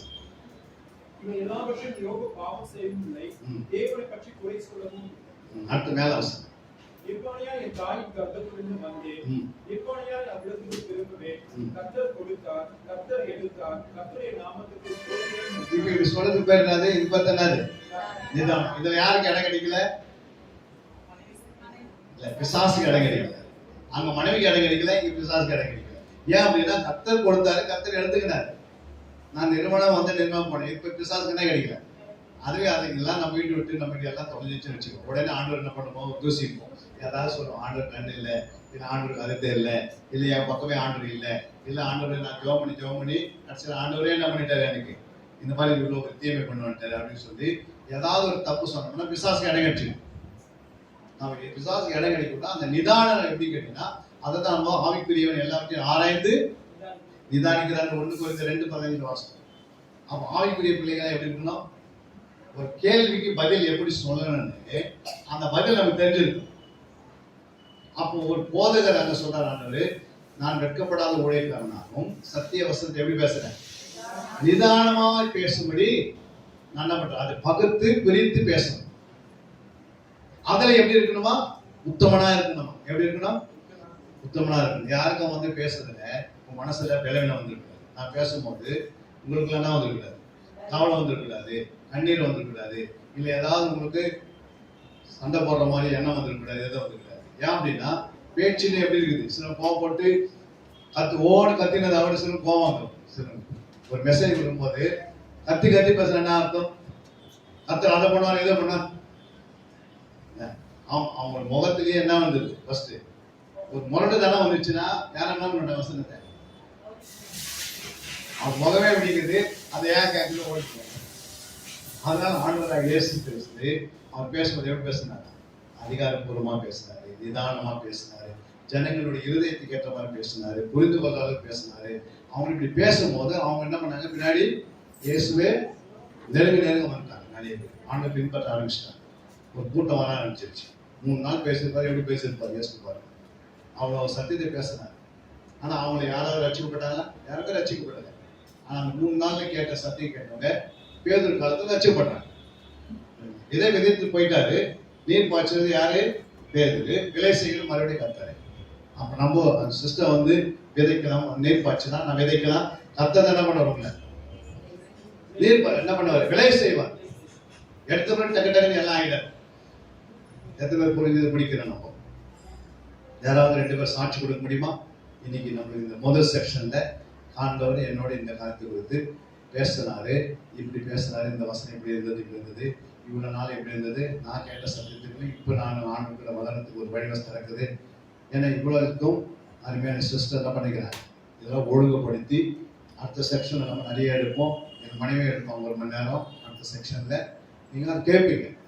அவங்க எடுத்த பிறகு நான் எடுப்பேன். நடுவில் ஜபம் இருக்குது, துதி இருக்குது, எல்லாமே செய்வோம். டைம் இருக்குது. அல்லேலூயா. 2 பேர் சாட்சி கொடுங்க, 2 அல்லது 3 பேர் எந்த ஒரு காரியத்துக்கும் சாட்சி கொடுக்க சொன்னார். நீ எத்தனை யார் கொடுக்க போற சாட்சி? இன்னைக்கு கேட்ட சத்தி, இப்போ கேட்ட சத்தி, இப்போ ஆவியான என்ன பேசுறாங்க? யார் கொடுக்குறதுக்கு முன்னாடி வாங்க. என்னோட ஆண்டவர் இந்த வார்த்தை பேசுறாங்க. எனக்கு இது புரிஞ்சது புரியல. அப்பதான் அடுத்த செக்ஷன் நான் போக முடியும். உங்களுக்குள்ள என்ன பேசுறேன்? என்ன சொல்ற? ஒருவருக்கொருவர் பேசிக்கொள்வார், கர்த்தர் அதை கவனித்து கேட்பாங்க. இப்போ ஒருவருக்கு நம்ம பேசணும்ல, அந்த கவனிக்க. அப்படி சாட்சி கொடுக்கும்போது என்ன பண்ணுவார்? அதை நிலைவரப்படுத்துவார். இந்த காரியத்தை 2 அல்லது 3 பேர் சாட்சி கொடுக்கும்போது அந்த காரியம் நிலைவரப்படும். யார் பேச போறாங்க? யார் சொல்ற சாட்சி? இப்ப கேட்ட வசனத்துப்படி பார்க்கும்போது பார்த்தா நாங்க ஞானஸ்தானம் எடுத்தோம். ஆனாலும் வந்து சரியான ஆவிக்குரிய ஜீவிதத்துல இருந்தோமான்னு கேட்டா இல்ல. வேலைக்கு போறது, அதாவது ஞாயிற்றுக்கிழமை மட்டும்தான் சபைக்கு வருது, அப்படிப்பட்ட வாழ்க்கையில தான் நாங்க இருந்தோம். அதிகப்படியான கடன், ரொம்ப பிரச்சனை, குடும்பத்திலையும் அதிகப்படியான பாடுகள் எல்லாமே இருக்கு. ஆனா இப்போ நான் உணர்ந்த ஒரே ஒரு விஷயம் என்னன்னா, என்னுடைய ஆதியில முதல்ல கரெக்டா நான் இருந்தேன்னா என்னோட பிரச்சனை எல்லாம் ஆண்டவர் இறங்கி வந்து சரி பண்ணுவாருன்ற ஒரு நம்பிக்கை, அதை நான் இப்போ உணர்ந்தேன். அதுல உண்மையாக நான் தெரிஞ்சுக்கலாம். அன்னைக்கு எல்லாமே பிரயோஜனமா தான் இருந்தது. அதோடு கூட நம்ம வெறும் கனிகளை வைத்து மட்டும் என்ன பண்ண அற்புதங்களை செய்ய முடியாது. அப்ப அந்த கனி எப்படி பிறக்குது? ரொம்ப அருமையா இருந்தது. சுத்தமான இருதயம், நல்மனசாட்சி, மாயமற்ற விசுவாசம், இந்த அன்பும் பிறக்கிறதுக்கான வழி அப்படின்றது ரொம்ப எனக்கு ஆசீர்வாதமா இருந்தது. முன்னாடி பார்த்தீங்கன்னா அந்த கற்பனை நம்ம நான் சொல்லியிருக்க 2 கற்பனை தான் புதிய ஏற்பாடுல வந்து இசப்பா 2 கற்பனை தான் கொடுத்துருக்காரு. ஆனா அதுல 3 கற்பனைகள்ன்றத சொல்லும் பொழுது அது நமக்கு விளங்குச்சு இல்லையா? பிரதான கற்பனை, அந்த பிரதான கற்பனை முதல் கற்பனை நினைச்சிட்டு வந்தோம். ஆனா அது முதல் கற்பனை, அது பிரதான கற்பனை. அப்போ இன்னும் 2-3 கற்பனை இருக்குது அப்படின்றத நம்ம கற்றுக்கொண்டோம் இல்லையா? அது ரொம்ப எனக்கு பிரயோஜனமா இருந்தது. 2வது வந்து நியாயப்பிரமாண முழுமை, அதாவது நியாயப்பிரமாணத்துடைய முழுமையை நீங்க அறியணும் அப்படின்ற வசனம் இயேசப்பா சொல்லியிருக்கிற வசனத்துல நியாயப்பிரமாணம் அப்படி முழுமைன்றது ஆதியாகமத்திலிருந்து உபாகமம், தீர்க்க தரிசனத்துடைய நிறைவேறுதல் அப்படின்னும் போது அந்த யோசுவா மல்லிகை அந்த தீர்க்க தரிசன புத்தி இது எல்லாத்தையும் நீங்க அறிஞ்சிருக்கணும் அப்படின்னு இயேசப்பா சொல்லியிருக்கிறது. அது உண்மையாகவே அது அவைக்குரிய வழி நல்ல பிரயோஜனமா இருந்தது. இன்னும் அதிகமா பார்த்தீங்கன்னா ஞானஸ்தானத்தை கொடுத்து அப்படி மனம் திரும்புதல், பரிசுத்தம், அதை பற்றி தெரிஞ்சு கடைசி நம்ம பார்த்தோம் ஜீவ புஸ்தகம், அந்த ஆட்டுக்குட்டியின் புத்தகம், ஞாபக புத்தகம். இந்த ஜீவ புஸ்தகம் சொல்லும் போது நம்ம சரீரத்துக்குரிய நம்ம சரீரத்துல என்னென்ன செய்யறோமோ அதெல்லாம் ஆட்டோமேட்டிக்கா அது எழுதிடும். பிதாவின் புத்தகம் அப்படின்றது, குமாரனுடைய புத்தகம், ஆட்டுக்குட்டியின் புத்தகம் அப்படின்றது நம்ம ஆத்தும ஆதாயம். இப்ப நம்மளாம் இப்ப ஆத்தும ஆதாயத்தை எல்லாம் பிரயாசப்படுறோம் இல்லையா? நம்ம ஆத்தும ஆதாயம் பிரயாசப்படுறதுலாம் ஆட்டுக்குட்டியின் புஸ்தகத்துல எழுதப்படுது. அப்ப ஞாபக புஸ்தகத்துல என்ன எழுதப்படுது அப்படின்னு சொல்லி நான் நிறைய வாட்டி யோசிச்சிருக்கேன். ஆனா இன்னைக்கு ஆண்டவர் வேதம் படிக்கிறது, நம்ம செபிக்கிறது, துதிக்கிறது, ஆவிக்குரிய வழியில நம்ம செய்கிற ஒவ்வொன்றும் இந்த கிரியைகளை ஞாபக புக்ஸ்ல ஆவியான ஒரு புஸ்தகத்துல எழுதப்படுது அப்படின்றது ஆசீர்வாதமா இருந்தது. யூதாஸ் கருது சொன்னார் இல்லையா? அதுவும் ரொம்ப ஆச்சரியமா இருந்தது. யூதாஸ் காட்டி கொடுத்துட்டான், அவன் கெட்டவன் அப்படின்னு நம்ம நினைச்சிட்டு இருக்கோம் இல்லையா? ஆனா அப்படி இல்லாம அவனோட நினைப்பு தான் அவனை காட்டி கொடுக்குறச்சு. இப்போ நம்ம நினைக்கிறோம் இல்லையா, சில பேர் ஆமா ஒரு இது படிப்பாங்க, அவங்க தாங்கிக்குவாங்க அப்படின்னு நம்ம நினைக்கிறோம். அந்த மாதிரி யூதாஸும் அவர் மறைஞ்சிருவாரு அப்படின்னு நினைச்சிட்டு அவன் காட்டி கொடுத்தான். கடைசியில் அது தப்பா, அதெல்லாம் அவன் நாடுன்னு செத்துடும். அவரை அடிக்கும் பொழுது அவனால தாங்க முடியல இல்லையா? அது தெரிஞ்சுக்கிட்டேன். 2வது வந்து பாத்தீங்கன்னா கொழுந்து விட்டு எரிகிற அனுபவம். அந்த கொழுந்து விட்டு எரியுதுன்றதுக்கு அது என்னன்றதை அவர் அழகா சொன்னாரு. அந்த எரியப்படும் பொழுது என்ன நடக்குது, பரிசுத்தாவி வரும்பொழுது என்ன நடக்குது, துர்க்கிரியைகளை அவர் அதை எரிக்கும் பொழுது துர்க்கிரியைகளை கத்தர் அழிக்கிறார், சுட்டெரிக்குது அப்படின்றத குறித்து நம்ம பார்த்தோம் இல்லையா? இது ரொம்ப ஆசீர்வாதம். லேட் ஆயிடுச்சு, பாதி நல்ல பர்த்டேக்காக வந்துட்டோம், பெட்ரோல் ஆயிடுச்சு சொல்லி இங்கே நின்ட்டோம். ஆனால் வந்து பிறகு இங்கே மெசேஜ் கேட்கும்போது வேற லெவலில் இருந்தது. நாங்களும் ஞானஸ்தானம் எடுத்தோம் அப்படின்ட்டு நினச்சி கொஞ்சம் பெருமையா இருக்கு அப்படி நினைச்சிருந்தோம். ஆனா அவர் சொன்னார் இல்லையா, ஞானஸ்தானம் எடுத்தது ஒரு மனுஷன் தான் கொடுத்துருக்காரு, ஆனா ஆவியில நிரம்பிய ஒரு அக்னியா கொடுக்கறது ஒரு தேவன் தான் கொடுப்பாரு. அதுல வந்து நம்ம கிட்டே சேரும் போதுதான் அந்த அபிஷேகம் நம்ம பெற்ற முடியும். அது ஒரு இருந்தது. பசங்களுக்கு நமக்கு போதிக்கும் போது பேசும்போது எவ்வளவு வார்த்தைகள் பேசும்போது அங்கேயும் ஒரு அக்னியா இருக்கணும் அப்படின்ட்டு ஒரு நம்ம ஒரு ஆத்மா தேவனுக்காக ஒரு ஆத்மா நம்ம வந்து ரட்சிப்புக்காக நமக்கு எவ்வளவு ஜெபிக்கும் போதுகளும் பரலோகத்துலதான் சந்தோஷப்படுவாங்க இல்லையா? அதே மாதிரி அந்த தேவனோட அக்னி இருந்தாதான் அந்த பரலோகத்தை சந்தோஷப்படுவோம். நம்ம நினைப்போம் வந்து ஒரு ஆத்மா நம்ம கொடுத்துட்டோம் பரலோகத்துல சந்தோஷப்படுவாங்கன்ட்டு. ஆனா நம்ம மனுஷன் வந்து முகத்தை பாக்குற தேவன் தான் ஒரு இதயத்தை பார்த்துதான் அந்த ரட்சிப்புலாம் அவர் ஜீவன் புஸ்தகத்துல சொன்னார் இல்லையா? அது வந்து உண்மையாவே தான். அது இப்போ ஒண்ணுன்னு ரொம்ப கிட்ட போகும்போது தேவனோட ரகசியம் நம்ம கொஞ்சம் நம்ம புரிஞ்சிக்க முடியுது, எல்லாமே புரிஞ்சிக்க மாட்டேங்குது. ரொம்ப நல்லாவே சொல்லி கொடுத்துருந்தாரு. ஒவ்வொரு மனசுல நான் ஒன்றும் இங்கே அது கேரட் ரவுண்ட் இருக்குது. அதனால இப்போ வீட்டுக்கு வருவாங்க, அவங்களுக்கு லஞ்ச் ரெடி பண்ணும். ஆனால் நான் 2 மணிக்கு கிளம்பி போகலான்னு நினச்சேன், ஆனால் போக மனசே வரல. நிறைய விஷயம்லாம் கற்றுக் கொடுக்கும் போது அப்படியே ஒரு நல்லா இருந்தது, ரொம்ப நல்லா பிரோஜனமாக இருந்தது. உங்களை பார்க்கறதுக்காக தான் வந்தேன். ரொம்ப தேங்க்ஸ். ஸோ நானும் வேதத்தை வாசிக்கிறோம். ஐயா சொன்ன மாதிரி 2 அனுபவத்தை வாசிச்சுக்கிறேன். இது இன்றைக்கு இந்த 3ஆம் அனுபவத்தை கற்றுக்கொண்ட காரியம்னு பார்த்தீங்கன்னா, இதை வந்து நம்ம ரிசர்ச் பண்ணணும்னு சொல்லி இதை வந்து வேதத்தை நம்ம ஆராய எஸ்ரா புத்தகத்துல அப்படிதான் எழுதியிருக்கு. அவர் வேதத்தை ஆராய்ந்தார்கள் என்று சொல்லப்பட்டிருக்கிறது.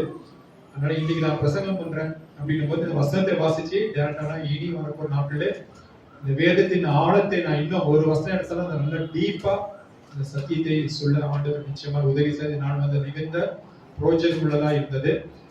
வேதத்துல பாத்தீங்கன்னா அந்த சில காரியம் இப்ப பரிசுத்த ஆவியினாலும் அக்கினியாலும் ஞானஸ்தானம் கொடுத்தனா பரிசுத்த ஆவியை நம்ம ஈஸியா கண்டுபிடிச்சு முடிஞ்சது. ஆனா அக்கினிக்குரிய வெளிப்பாடு இன்னைக்கு ஐயா சரியா எனக்கு கற்றுக் கொடுத்தா, அதுக்குரிய விளக்கத்தை கொடுத்தா. அக்கினி தேவனுடைய வார்த்தை. அப்ப அந்த நம்ம என்ன சொல்றாங்கன்னா, அந்த வசனத்தை நம்ம வந்து இனி மேலாப்பே நம்ம படிக்க கூடாது. வேத வசனத்தை ஏதோ இன்னைக்கு பாச சொல்லிட்டாரு, இனி படிக்கலன்னா என் வீட்டு இந்த பிரச்சனை வரும், இந்த போராட்டம் அப்படின்னு இல்லாதபடிக்கு ஐயா சொன்னது போல வேதத்தை நல்லா டைம் ஒதுக்கி நல்லா அதுக்குள்ள நம்ம டீப்பா போகும்போது நிச்சயமா ஆண்டவர் மிகுந்த சந்தோஷப்படுவார் நான் விசுவாசிக்கிறேன். இந்த நாளிலே நல்ல அருமையான வார்த்தை கொடுத்த ஐயா உள்ளத்தின் ஆழத்துக்கு நன்றி. தேங்க்யூ ஐயா.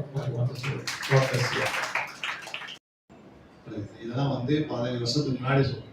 இன்னைக்கு நீங்க பாத்தீங்கன்னா எப்பவுமே இந்த வார்த்தை, ஜபம், துதி இதுதான் தான் விடுவோம். நைட்டு வந்து பாத்தீங்கன்னா 10 மணிக்கு 11 மணிக்கு ஆரம்பிச்ச துதி ஆராதனை கரெக்டாக 12:15 வரைக்கும் போயிடுச்சு நைட்டு. அது 12:15 இருந்து ஜபத்துக்கு போயிட்டு ஒரு 12 ஆயிடுச்சு. 1 ஆயிடுச்சு அதிகம். புரியுங்களா? ஏன் சொல்றோம்னா டெய்லி நம்ம இரவு வந்து நமக்கு நிறைய டைம் இருக்கு நான் கொடுத்துருக்கேன். அப்புறம் நீங்க 4 மணி நேரம் தூங்கினாலும் 8 மணி நேரம் தூங்க மாதிரி ஆகிட்டு வராங்க. புரியுங்களா? அதுலேயே கரெக்டாக அவங்க எழுப்புவாங்க. புரியுங்களா?